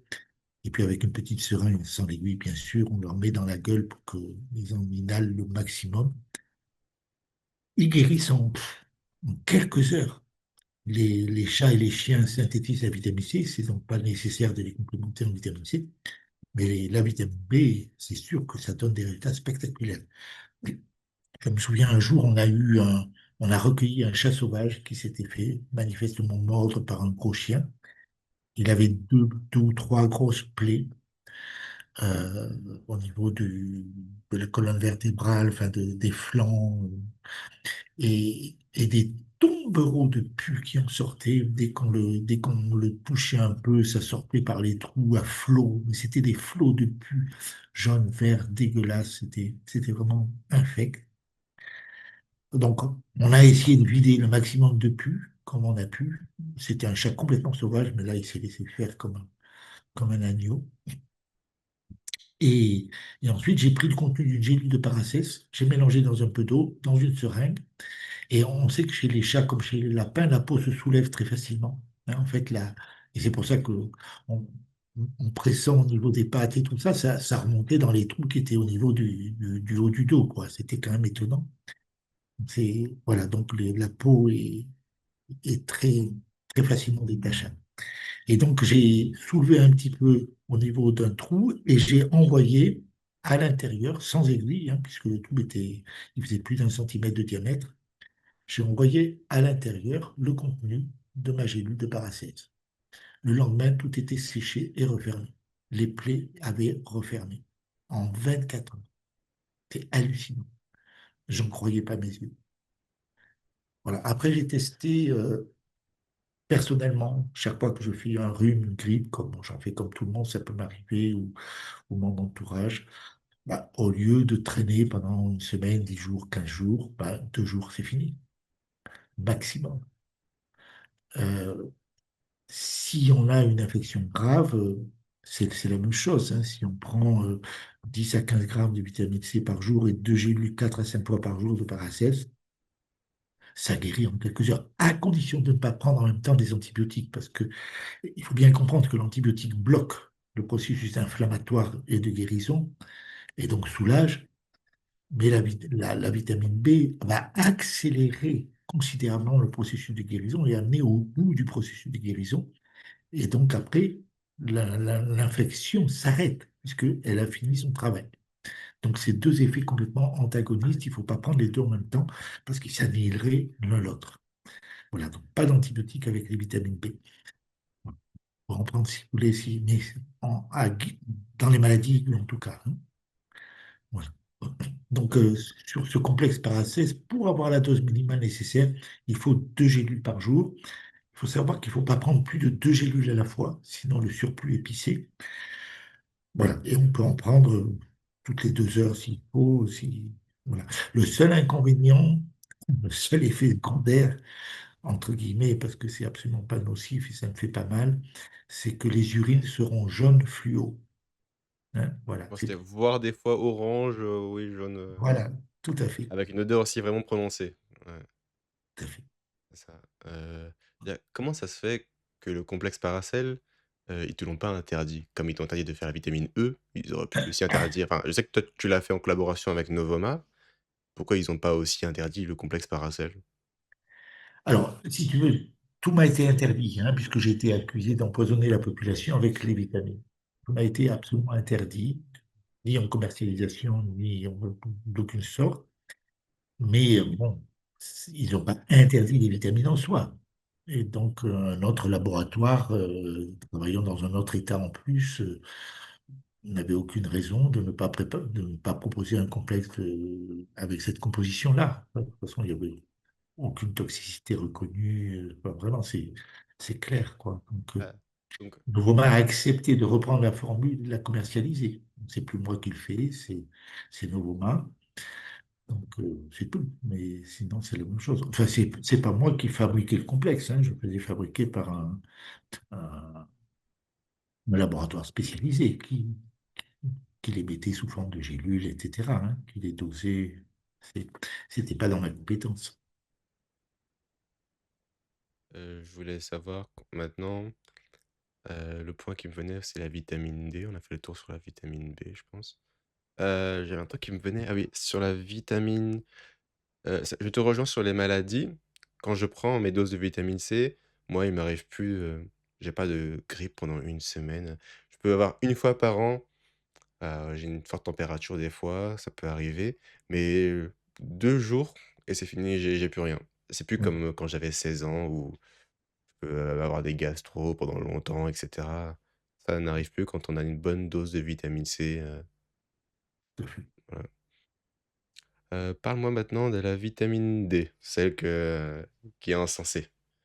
Alors, la vitamine D, moi, je ne me suis pas trop spécialisé sur la question parce que c'est la seule vitamine qui est connue par la médecine officielle. Mmh. Et donc, très bien, qui continue, ça va bien.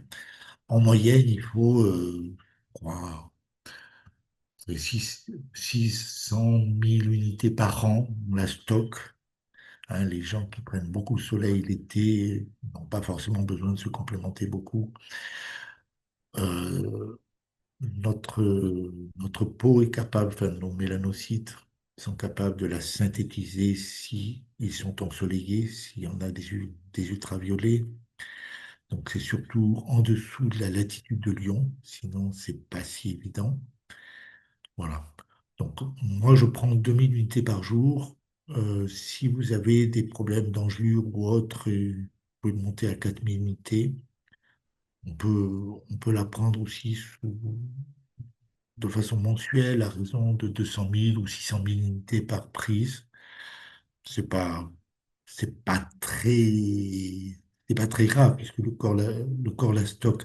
Par contre, il faut bien être clair, la vitamine D est toxique à très forte dose. Hein. Donc, elle est toxique et d'ailleurs, on lui reconnaît un effet anticancéreux. C'est peut-être justement parce qu'elle est toxique. Et donc, actuellement, les chercheurs essaient de mettre au point un succédané de la vitamine D de synthèse qui aurait les mêmes effets sur les cellules cancéreuses, mais qui n'aurait pas les autres effets secondaires de la vitamine D à très haute dose. Bon, je ne sais pas où ils en sont sur ce plan-là. À l'époque, c'était dans les tablettes des chercheurs. Je ne sais pas où ils en sont. Moi, comme j'ai un peu quitté le milieu depuis 30 ans, depuis 96, c'est bien. Ça fait 30 ans. Je ne sais plus où ils en ont. Pas vraiment compris, c'est quoi? Ils essaient de faire une vitamine D synthétique qui n'aurait pas les mêmes effets sur le cancer que la vitamine D3 peut avoir en forte quantité? Si, qui aurait les mêmes effets sur le cancer, mais qui n'aurait pas les effets secondaires de la vitamine D. OK, d'accord. La vitamine D à forte dose est toxique. Mmh. Est-ce que, vous avez vu qu'on pouvait parfois avec, si on n'est pas assez exposé au soleil, avoir des sortes de lumière, je sais pas si c'est infrarouge ou du coup ultraviolet, qui pourraient nous faire synthétiser la vitamine, D quand on est chez soi? En principe, les UV, oui. Les UV, c'est vrai. Oui. Mais du coup, c'est les lumières infrarouges, ultraviolet? Ultraviolet. Ultraviolet. D'accord, et son effet principalement sur les hormones, sur les os particulièrement, sur d'autres, c'est quoi? Elle agit sur quoi principalement dans le Oui, corps? c'est un régulateur essentiellement du calcium et donc de l'appareil ostéo-articulaire, oh, sur tous les os, quoi. Hein. Oui. OK. Ouais, à un moment, on a parlé des yeux. Est-ce que tu connais le complément, le NAC? Oui. NAC. Est-ce que ça, c'est un Alors ça, bénéfice? le NAC, c'est complexe, si tu veux. Bon, ils ont réussi, à partir d'une protéine extrêmement bénéfique, qui est la cystéine, à en faire un produit chimique plus ou moins toxique. C'est le NAC. Ah ouais, N-acétylcystéine, c'est la cystéine qui est tordue, qui est devenue un produit de synthèse et qui donne des effets secondaires désagréables, en particulier qui est très toxique pour le foie. Moi, je veux bien c'est tout, hein. On est dans un monde où on veut tuer et détruire, c'est très bien. Mais si vous voulez prendre du NAC, arrêtez.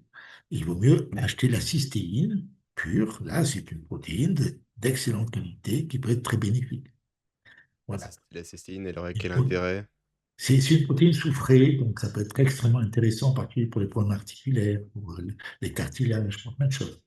Ah oui, ça me fait penser. Est-ce que tu vois un avantage à prendre du collagène? Alors, le collagène, si tu prends la vitamine C, c'est pas nécessaire, puisque Ouais, la vitamine ça C synthétise, permet au mucosima de synthétiser le collagène. OK. J'avais vu qu'il y avait 2 types de collagène, je crois qu'il y en a un qui est beaucoup plus cher, qui serait plus assimilable, donc même dans ce cas-là, même avec un collagène haut de gamme, il y aurait pas d'intérêt si on prend des fortes doses de vitamine C, Ah, enfin absolument. OK, intéressant. Question plus large, je me demandais, vu qu'à la base l'homme est frugivore et que, heu, au fur et à mesure il est devenu omnivore, est-ce Oui. que c'est à ce moment-là qu'il a commencé à avoir, besoin d'avoir plusieurs vitamines? C'est-à-dire qu'au départ il avait pas besoin d'avoir de vitamine E, de vitamine B et cetera. Est-ce que c'est à ce moment-là que du coup l'homme a besoin d'autant de nutriments, autant de vitamines pour être en bonne santé? Donc, il n'y avait que la vitamine C, hein. Après, les autres vitamines, on est obligé de se complémenter depuis que l'alimentation est devenue polluée par les pesticides et les engrais, et puis maintenant par les chemtrails. On a trois sources de pollution aujourd'hui, hein. Pesticides, engrais, chemtrails. C'est étonnant, toi, mais je ne sais pas si on m'a parlé des problèmes d'allergie au gluten la dernière fois, Ouais, j'en ai parlé. mais on en a parlé. Un peu, tu peux, encore creuser si tu avais un truc à dire? Voilà, si tu veux, en fait, le blé, bon, il y a tous les engrais et les pesticides utilisés pendant la culture. En général, pour que la maturation soit égale, on met à la fin un pesticide particulièrement nocif pour tuer l'ensemble de la récolte, de façon à ce que tout soit au même niveau. Ben, c'est hallucinant. Et ensuite, on conserve les grains de blé dans des silos. Et là, on est obligé d'ajouter des produits chimiques, en particulier des produits à base d'aluminium, hallucinants pour pouvoir le conserver. Et tout ça, on se le récupère et puis après, on s'étonne que les gens sont soi-disant allergiques au gluten. Je crois que l'homme d'aujourd'hui est fou. Quelque part, il y a pas d'autre mot. Hein. Il y a plus que le rendement qui compte, il n'y a plus que le fric. On a un nouveau dieu qui s'appelle Mammon, qui s'appelle le fric. C'est hallucinant. Ouais, Et d'accord. Attends, toi, tu penses que c'est le fric qui fait l que la nourriture est sabotée? Moi, je pense plus que c'est, des décisions, plus hautes et une envie, comme tu disais avant, de juste, éliminer, l'humanité. Parce que normalement la concurrence dans le marché fait que, les gens s'ils s'intéressent à une plus haute qualité et bien, c'est celui qui donne l'offre d'une nourriture, heu, nutritive qui va gagner de l'argent. Alors ce que tu me dis là, c'est que, avec l'appât du gain, c'est, la bouffe médiocre qui a gain de cause, c'est ça? oui, euh, je pense que, si tu veux, au niveau mondial, des politiques mondiales, il y a quelque chose, hein. On en parlait tout à l'heure, c'est pas la peine d'y revenir, ce sera toujours la même chose. Au niveau individuel, les gens dans notre monde, dans la société, ils rêvent que de posséder et d'avoir de l'argent. Mais c'est aussi aux gens les gens aussi ils ne sont pas au courant quand ils vont prendre, leurs aliments au supermarché, ils se disent: «Bah, c'est un bon aliment pour moi» et donc ils l'achètent au lieu de peut-être boycotter cet aliment et donc le marché serait réorienté vers, plus de qualité. C'est la personne elle-même qui n'est pas informée sur ce qui est bon pour elle. Oui, bien sûr. Donc le mec qui fabrique, je pense pas qu'il se dise, «Bah, je fais bon, je t'accorde le fait que, mettre des pesticides peut» il se dit: «Mon rendement est meilleur, donc je fais plus de chiffres». Mais si les personnes achetaient à des personnes qui avaient une agriculture beaucoup plus respectueuse de la nourriture, je pense que les gens iraient vers ça. Mais comme ils sont pas informés, comme ils ne s'intéressent pas sincèrement, à la qualité, eh bien, ils persistent vers une voie qui est néfaste pour eux, au fond. Ça se passe un peu, parce qu'il y a quand même un engouement pour le bio qui est considérable. Ouais. Et donc, ça, c'est quand même, il y a quand même un éveil sur ce plan alimentaire qui est très, très net. Après, si tu veux, si tu te places au niveau des producteurs, bah, c'est vraiment le fric qui domine, quoi. Après, même si c'est que ce soit en bio ou pas en bio, s'ils gagnent pas d'argent, ça les intéresse pas. Tu prends, je sais pas si on avait parlé du lait l'autre fois. Oui, le lait, c'est quand on consomme des produits laitiers, on consomme du cancer. Il faut bien être clair, c'est-à-dire une souffrance inimaginable, quoi.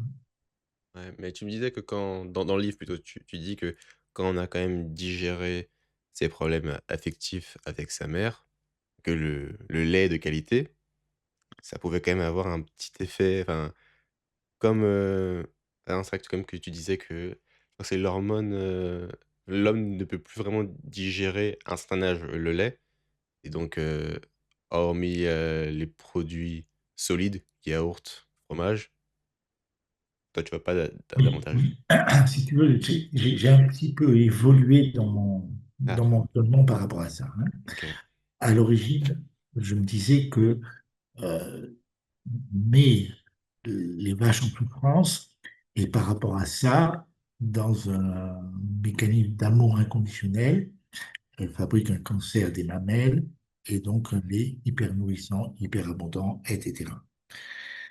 Mais ce que je crois aujourd'hui, c'est que en fait, ce lait, effectivement, il y a de l'amour inconditionnel dedans, mais il y a aussi de la souffrance. La souffrance est là. Et je pense que la souffrance est peut-être plus importante que ce que je pensais. Et tu disais pas aussi que, justement, les brebis et les chèvres, voire la jument, souvent gardent auprès d'eux, leur enfant, leur Ouais. bébé et Oui, donc ça, il faudrait créer un label ouais, OK. avec des agriculteurs qui s'engagent à laisser le bébé sous la mer et à ne prendre que le surplus.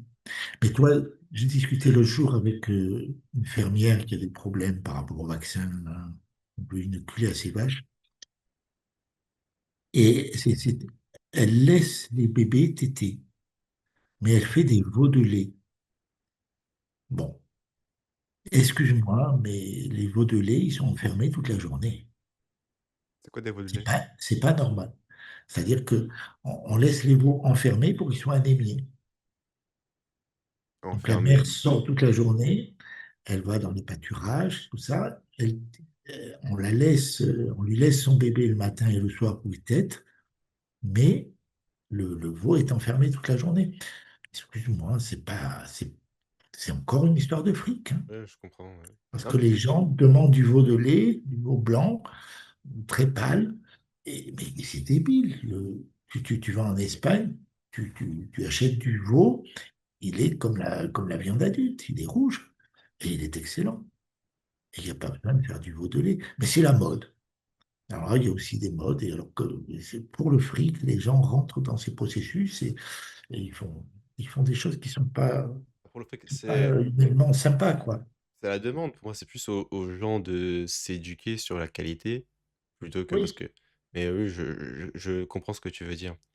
Mais là, je me dis que si on fait admettons un label où, on garantit que le veau ou, comment c'est quoi le bébé de la chèvre? le, le chevreau. Le chevreau reste auprès, de sa mère. est-ce qu'on peut faire un fromage avec ça? Est-ce qu'elle va pas juste couper quand son bébé n'a plus soif? On peut quand Ah non, même non, non, non, mais c'est pareil chez les humains, hein. Moi, je sais que j'étais tellement gourmand quand j'étais enfant que ma mère, elle savait pas quoi faire de son lait et j'ai deux ou trois frères de lait. Donc, ouais, si tu veux, c'est pas difficile de continuer à tirer le lait après que le bébé ait pris sa part. Bon, évidemment, au lieu de faire 50 litres par jour, on en fera peut-être que 10. Mais on pourra faire un excellent beurre, on pourra faire un excellent fromage. Et donc, il faudrait un label pour les gens qui fonctionnent comme ça. Et évidemment, les payer à leur juste prix, parce que ils n'auront pas le rendement qu'à quelqu'un qui fabrique du cancer, quoi. OK. Donc là, ce ne sera pas un processus cancéreux, ce sera une simple hypertrophie modérée de la glande, mais pas un processus cancéreux. Il n'y aura pas de souffrance véhiculée par cet aliment, donc ce sera totalement différent. Synthèse, jusqu'à présent, il n'existe, bon, en tout cas en France, que des produits cancéreux, heu, distribués, en grande surface ou même, en magasin bio, en termes de fromage, lait et yaourt. Oui, malheureusement, On la est plupart du temps. on est d'accord. J'ai pensé j'ai récemment vu qu'il y avait du ghee de brebis, par exemple, ou juste du ghee. Est-ce que, il y a encore un peu de lactose dans ou d'informations véhiculées dans le ghee, que ce soit de brebis ou de vache? Oh, je pense, oui. Ah ouais? Je pensais que Oui, il y a, justement il y a- il y a des micro-climats partout, donc ce sont des aliments vivants, hein. même dans le ghee? Ben oui. OK, j'aurais pas cru. Heu, qu'est-ce que ah oui, maintenant il me vient je pense qu'on a fait le tour sur les questions de nutrition. Heu, une autre question avant de te poser ma question, super longue là sur le vieillissement. Sur l'eau, ce qui est pour moi un peu contre-intuitif, comment ça se fait qu'on peut perdre, du poids ou s'affiner en buvant de l'eau chaude? Alors que l'eau froide demanderait au corps peut-être plus de calories pour réchauffer cette eau. C'est ça qui me semble un peu contre-intuitif. C'est ce que je disais tout à l'heure. En fait, il suffit simplement de stimuler la rate et l'estomac. Il faut leur donner du yang parce qu'ils sont en carence de yang tout le temps. Donc, c'est simplement par rapport à ça. Après, il n'y a pas de problème. Tu bois l'eau que tu veux. En dehors des repas, si tu bois de l'eau froide, c'est pas trop gênant. Après, il y a une chose que j'ai pas dit par rapport à cette histoire de boire et de manger chaud, c'est que autant le four à micro-ondes donne une fausse chaleur, qui est l'équivalent du froid et qui sidère totalement la rate et l'estomac, autant une glace, on peut mais vraiment glacée, donc en dessous de 0 degré, là, elle a un effet, c'est un faux froid, c'est de la chaleur pour l'estomac. Ça stimule l'estomac et la rate. C'est assez étonnant. Et c'est l'histoire du trou normand, hein. Le trou normand, tu te manges un repas complet, tu es complètement rassasié, tu en as jusqu'aux amygdales, et tu te prends un trou normand, c'est-à-dire un alcool fort avec une glace, et tu peux refaire un repas identique, quasi instantanément, parce que tu as stimulé ta rate et ton estomac, et c'est reparti. C'est intéressant.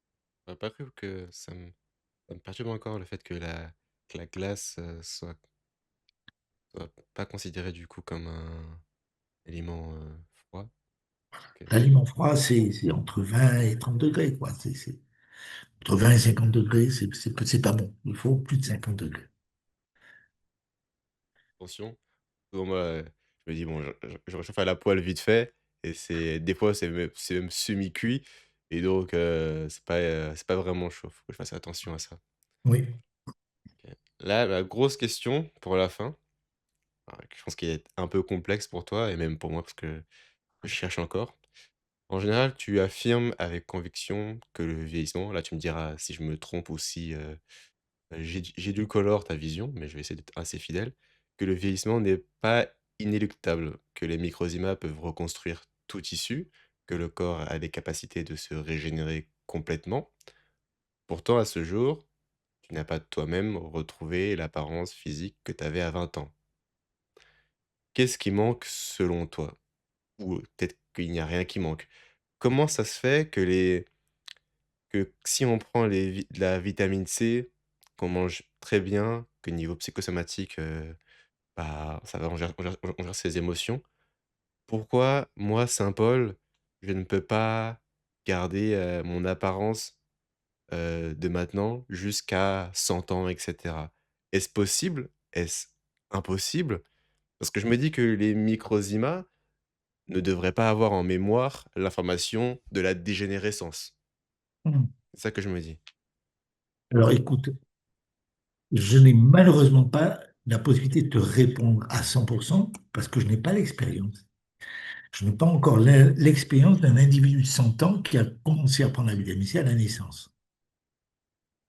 En fait, toute la question est là, hein. Moi, j'ai commencé la vitamine C en 1994. Je suis né en 1947, donc j'avais 47 ans. Donc j'ai perdu 50 ans de ma vie. Mais c'est vrai que bon, j'ai vécu des traumatismes importants au niveau psychologique, au niveau moral, sur plein. Et ça impacte, que tu le veuilles ou non. Mais c'est vrai qu'au niveau physique, quand j'avais 20 ans, je faisais un peu des exercices d'assouplissement type yoga. Et j'avais une certaine souplesse, une certaine laxité ligamentaire. Et ben aujourd'hui, j'ai 79 ans passés, je peux les faire avec la même souplesse, la même, euh, la même qualité, si tu veux. Même si j'ai une colique néphrétique chronique qui me pompe l'air avec une caillou qui est bloquée dans un rein, mais malgré ça, au niveau articulaire, au niveau de la tête, au niveau de tout ça, j'ai la même souplesse qu'à 20 ans. Et je n'ai commencé à en prendre qu'à 47 ans. Je pense que si toi, par exemple, tu t'y mets aujourd'hui, avec la forme que tu as aujourd'hui, bah, on pourra en reparler quand tu auras 100 ans. On verra dans quel état tu seras. Mais à mon avis, tu ne seras pas un vieux rabougri. Tu seras un vieux en super forme. Ouais, mais je me dis: «OK, c'est cool de vieillir en étant bien physiquement, de pouvoir, je sais pas, grimper aux arbres, qu'importe». Mais, je me dis que normalement, au vu des caractéristiques des Microzima, on fera une vidéo spécifique aux Microzima, mais, Microzima étant immortel, si on lui donne tout ce qu'il faut, pourquoi je peux pas garder la même tête que j'ai là maintenant, quand j'ai 80 ans? Pas juste une histoire de mobilité, une histoire de pas prendre une ride, hormis les rides de quand tu as 20 ans, pas rester avoir une tête de bébé, mais juste, avoir la même tronche à 20 ans, à 100 ans. Pourquoi ça, c'est pas encore possible? Ou alors peut-être, je sais pas, peut-être que, Ben, i peut-être que c'est possible. peut-être que c'est Peut-être que c'est possible. possible, il faut voir. Ouais, mais je me dis que ça bug parce que je me dis que normalement tu aurais dû, toi, qu'importe, les une personne qui prend de la vitamine C même quand elle a 100 ans, en dose excessive, pourquoi ça ne peut pas régénérer son apparence qu'elle avait à 20 ans? C'est ça que je me dis: «Pourquoi ça ne marche pas dans ce sens-là?» Si on peut avoir un mécanisme de dégénérescence, l'inverse c'est quoi? C'est, la vitalité peut-être? Régénération. La régéné Pourquoi on ne peut pas avoir ce mécanisme de régénération?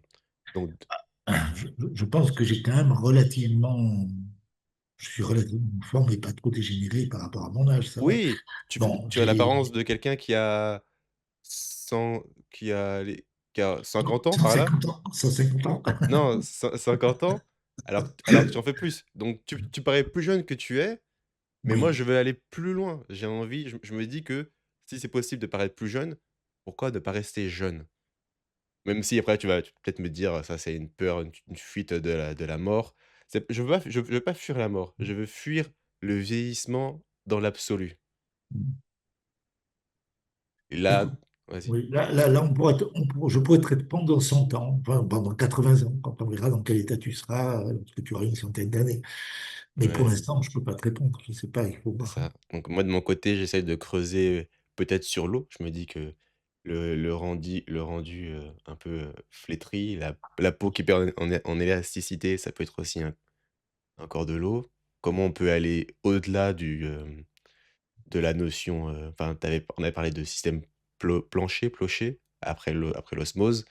est-ce que ça, c'est suffisant pour garder, parce que je me dis que le rendu un peu, vieux, c'est, la un peu la perte d'eau dans le corps. C'est ça qui rend un peu, Oui, visuellement. je pense pas. Si tu prends par exemple la peau, il y a beaucoup de matière grasse dans la peau. Et la vitamine E, je l'ai découvert beaucoup plus tard. J'ai découvert que dans les années 2005, 2006, hein, même après, quoi, hein. C'est-à-dire 10 ans plus tard, j'avais 57 ans, et j'en ai pas pris avant. OK, Donc, donc la vitamine D, ça a été encore après. Donc, tout ça, c'est un cheminement progressif pour moi. Donc, c'est vrai que bon, depuis 47 ans, ça fait 30 ans, 33 ans que je prends la vitamine C, mais j'ai pas pris les autres vitamines aussi longtemps. tu as quel âge là? 79 ans Ah passés. ouais, je OK. Oui, tu étais quand même bien. J'espère que tu vas quand même vivre, pour que tu sois un des exemples, au moins 150 ans. J'aimerais bien que tu vives, J'ai prévu 250. On verra. 250? Ah OK, Oui. OK. Bah, j'espère que tu vas l'atteindre. Il y Ouais, aura parce que je veux regarder comment tu seras dans 100 ans. OK, on ouvre les paris. Heu, Voilà. là, bon, on a l'axe vitamine E, l'axe vitamine C et en ce moment, bah, je me dis l'eau est sûrement, indispensable pour garder, l'hydratation dans le corps. Toi, tu penses qu'il y a quel facteur qu'on n'a peut-être pas encore découvert, comme ça, une question comme ça, sur l'eau et cette hydratation, qui est un peu perdue? Ou c'est qu'une histoire de vitamine C, vitamine E? Non, l'eau est très importante. L'eau est très, très importante aussi. Euh, pour te donner un exemple pratique, hein, puisqu'on l'a expérimenté, on est rentré en France en 2017, en septembre 2017, et bon, on buvait l'eau du robinet, hein, on n'avait pas le choix. Et puis, en janvier, février, des amis sont passés et nous ont offert un osmoseur. Ils avaient offert l'osmoseur au beau-père, le beau-père n'en avait pas beaucoup, donc il avait repris, puis il ne savait pas quoi en faire, et ils nous l'ont offert. Donc ils nous ont installé l'osmoseur, en plus ils ont été adorables, ils nous l'ont installé à l'évier, et on l'a fait suivre partout parce que c'est une super machine. Et ben écoute, on a gagné largement en souplesse une dizaine d'années. J'ai vraiment eu l'impression de reculer de 10 ans.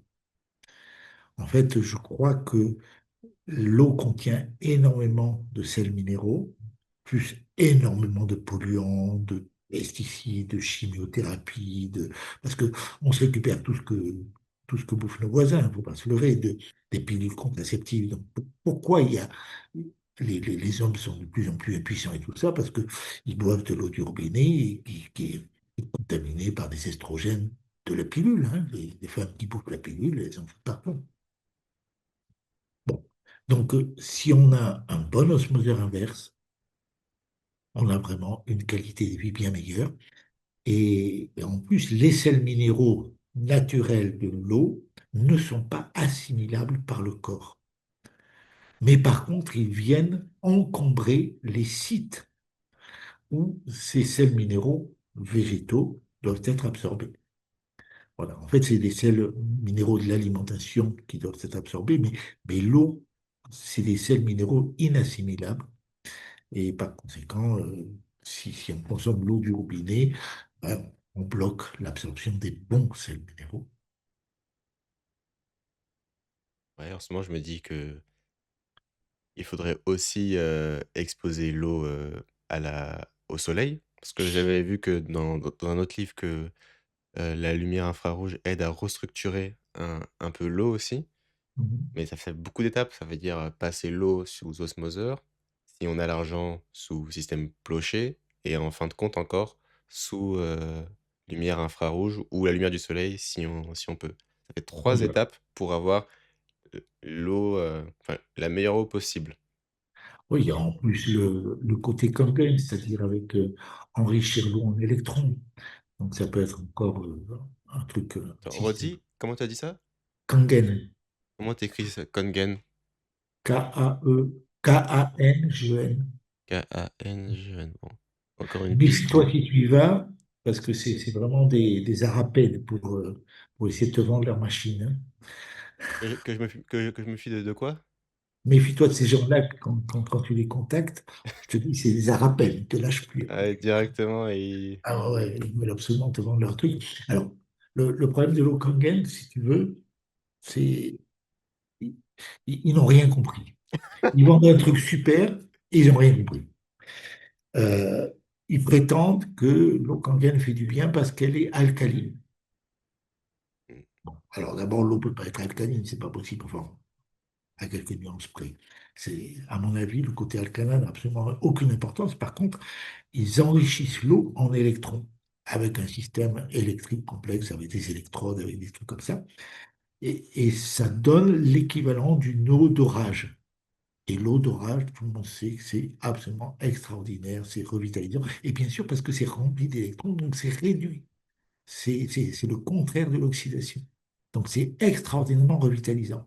Donc ils ont des effets étonnants, des effets de revitalisation qui sont remarquables, mais leur raisonnement est basé sur l'équilibre acide-base qui est complètement stupide. Ça n'a rien à voir, quoi. Voilà. Encore une bonne Et piste. il y a, là j'ai un trou de mémoire, je ne me souviens plus. Il y a un monsieur qui a, en, en France, parce que l'Okanagan c'est japonais, je crois, il y a un monsieur qui avait mis au point un système, que je cherche pour retrouver dans ma mémoire. Si tu utilisais ChatGPT ou une IA, tu aurais peut-être retrouvé en ayant un contexte. Mais comme monsieur, ne veut pas, s'adonner aux technologies du jeune, il ne trouve pas. Non. Ah, c'est ça y est, ça me revient. Marcel Violet. Marcel Violet. Mais c'est la même technique que Kangen, hein, avec, bon, ils n'utilisent pas la même technologie, mais ça revient au même. En fait, c'est un enrichissement de l'eau en électrons. D'accord. Bon, ça aussi, je vais C'est remarquable. aussi creuser. Mais en régressant un peu, on reparle de l'osmoseur. Et il y avait aussi une autre technique pour filtrer l'eau, c'est celui de la distillatisation, je sais pas comment on dit. C'est l'eau distillée. Et Oui, ça se fait, je crois, avec un mécanisme de vapeur, un truc du genre, que ça oui. imiterait un peu l'effet de serre. Qu'est-ce que tu en penses? Est-ce que ça enlève beaucoup trop de minéraux ou c'est équivalent du coup à boire une eau osmosée? Oh, c'est même peut-être plus propre encore que l'osmosée. OK, C'est même plus propre. Donc, non, il n'y a aucun problème. Tu peux utiliser la distillation. Par contre, ça coûte de l'électricité, quoi. L'osmoseur, c'est un filtre passif, hein. ouais. Il me semblait que c'était moins cher comme mécanisme, que ça prenait moins de place. Ah, c'est moins cher à l'achat. Ouais. Ah Parce qu'OK, un bon osmoseur, c'est entre 500 et 1000 euros. Un distillateur, ça va te coûter 50 euros, quoi, ou 100 OK, euros. OK. Mais après, il faut le faire tourner, quoi, il faut le faire chauffer, quoi. Donc, il faut de l'énergie. Ouais, Alors que OK. l'osmoseur, il suffit de changer les filtres tous les ans et la membrane de l'osmoseur verse tous les 4 ou 5 ans. Donc, au niveau économique, l'osmoseur, c'est remarquable. OK. C'est une mise de fonds au départ, mais après, tu économises énormément d'argent par rapport aux bouteilles en plastique. Et puis, au niveau santé, c'est extraordinaire. Mais niveau combo, le mieux, ça serait osmoseur pour, la maison entière, pour se doucher et cetera et comme, pour, l'eau que tu bois, un distillateur et après le combiner avec toutes les techniques, qu'on a vues, qu'on a en tête. Ouais, ça me semble pas mal. Je veux encore avant de finir, est-ce que je pouvais encore creuser sur, le non, ça sera pour d'autres vidéos, je pense, parler du Microzima. Comme j'ai vraiment envie de résoudre cette question de la jeunesse éternelle avec, la nutrition, on a quand même, je vais réécouter la vidéo et noter quelque part, les axes ou même les réponses que tu m'as données pour approfondir ça et ça me semble vraiment, impossible, dis-moi si je me trompe, heu, que le créateur ait, programmé dans les Microzima le mécanisme du vieillissement et c'est pas juste enfin, donc c'est juste l'homme, par son mode de vie, qui va vieillir ou Oui, moi je pense, si tu veux, qu'à l'origine, avant le déluge, les hommes vivaient entre 200 et 1000 ans. et donc il meurt que par des il s'est piqué par une abeille, il meurt ou c'est pas l un arrêt Ah, cardiaque qui va f même pas, parce que comme ils n'étaient pas dans la peur, les animaux sauvages ne faisaient pas de mal. Non, je crois que il y avait vraiment. Ouais, je crois que c'est notre physiologie de base, c'est de vivre très longtemps. Après, la vitamine C, c'est essentiel. Mais pense que là, c'est vraiment un élément majeur. Et puis toutes les pollutions d'aujourd'hui sont quand même préoccupantes, quoi. ça coince un peu quand tu me dis que au début, c'est pas que je pense pas que ça n'a pas existé, mais pourquoi 1000 ans et pas 10 000 ans, 100 000 ans? Pourquoi il y aurait un mécanisme de dégénérescence à 1000 ans avant le déluge? Même je pense que Milan, c'est beaucoup, quoi. Si tu veux, Ouais. comment expliquer? Euh, en quelques mots. Euh, Quand tu étais dans le ventre de ta maman, tu es passé de 0 à 3 kilos en moyenne. Mettons 4. Hein. Donc, il y a un phénomène de croissance. Et tu arrives à un certain niveau où il faut accoucher pour passer dans une autre dimension. Dans le ventre de ta mère, tu étais en milieu aquatique, tu arrives en milieu aérien. Et je pense que c'est la même chose pour nous. On est passé de 3 4 kilos à 90 kilos aujourd'hui. Tu me dis, OK, bon, je sais pas, je suis peut-être à 80, j'en sais rien, mais cette croissance physique n'était pas la seule. On a aussi grandi au niveau intellectuel, au niveau sagesse, au niveau spirituel, sur des tas de plans. Et puis, il viendra un moment où on va arriver à un maximum de ce que l'on peut acquérir, et il faudra accoucher dans une autre dimension pour continuer à grandir. Et donc, l'autre dimension, ce sera après la PAC. Hein. Chaque fois, c'est une PAC. L'accouchement est une PAC. On passe de la vie aquatique à la vie aérienne. Et puis la mort, c'est une PAC de la vie aérienne à la vie spirituelle. La différence, c'est que Un passage. dans le ventre de notre mère, on n'a pas, comme tu disais avant, ce libre arbitre, ce choix de décision. Et Bien donc, sûr que si. Bien ah, sûr que si. OK. Ah si, si. Si tu veux, les 3 premiers mois, non, parce que la conscience n'est pas encore là. Mais à partir du début du quatrième mois, l'enfant, il se tourne comme il veut, il peut faire plein de choses. Et on le sait aujourd'hui avec l'aptonomie. Je ne sais pas si tu as entendu parler de l'aptonomie, c'est une technique de relaxation. On met la maman enceinte en relaxation, avec l'aide du papa en général, euh, quand il y en a un. Parce que de plus en plus souvent, il n'y en a plus. Et c'est absolument géant. Tu veux faire bouger le bébé, tu communiques avec lui, tu discutes avec lui pratiquement à travers ce système de relaxation. Mais vraiment, c'est-à-dire que tu lui demandes de toucher à tel endroit sur le ventre, il vient et il pose son pied à cet endroit-là. Quand, au moment de l'accouchement, tu lui demandes de se tourner dans tel sens, ah non, je fléchis un peu plus la tête et il le fait. Tu peux communiquer avec elle, avec lui, et il est vraiment dans la conscience et dans une certaine autonomie, quoi. Ouais, mais ce qui se passe, parce que je pense que tu as pris l'exemple, du développement du bébé pour dire que, bah, la mort en elle-même est inévitable. C'est pas sur ça que je veux pas lutter contre, la mort inévitable. Je souhaite lutter contre le vieillissement inévitable. Car dans le ventre de ta mère, tu ne vieillis pas. Enfin, je pense pas, pour moi, c'est pas un mécanisme de dégénérescence. Ton corps se développe quand tu rentres dans la dimension, en pleine conscience. Ton corps se développe jusqu'à 25 ans. Son cerveau, j'imagine, qui continue à se développer, et cetera. Mais le corps se dégrade au bout d'un moment. Et je me dis que ton exemple, ne pas enfin, il peut s'appliquer, mais pourquoi toi tu penses que c'est inévitable de vieillir? Alors, si tu veux, dans le ventre de la maman, il faut savoir que le bébé est un créancier impitoyable, mais vraiment impitoyable. C'est-à-dire qu'il va prendre tout ce dont il a besoin. Et la mère va lui donner tout ce dont il a besoin, qui est à sa disposition. Donc, sauf si la maman est carencée de façon épouvantable en vitamine C, comme ça peut arriver dans certaines situations, l'enfant n'est pas en carence de vitamines. Il a toutes les vitamines. Et c'est pour ça qu'il ne vieillit pas et qu'il naît relativement en pleine forme. Et je pense que c'est la même chose pour nous. Je pense que si nous nous complémentons en vitamines, bien sûr, il faudra faire ce passage dans une autre dimension un jour parce qu'on a ras-le-bol de stagner ici. Mais de toute façon, c'est le meilleur moment de la vie, paraît-il. Hein. Et puis voilà. Et puis, mais on doit faire ce passage en pleine forme. Comme je te disais, moi, j'ai la même souplesse aujourd'hui Je, je vois mes fils, ils sont pas capables de se toucher les mains dans le dos. Moi, je suis capable. J'ai quand même 79 ans passés. Bon, ça va, quoi. Je pense que je suis pas trop nul. Donc, Voilà. très bonne, le côté créancier, ça m'a beaucoup parlé. Si je fais mon créancier dans cette dimension, hypothétiquement, je peux rester jeune et un jour mourir quand j'ai envie, pas quand, la vie Ce en sera, a décidé pour moi. ce sera pas quand tu as envie, ce sera quand Dieu aura décidé pour toi. Quand Là, Dieu je aura pense décidé. que, à moins que tu te suicides, mais sinon, ce sera quand le Créateur l'aura décidé.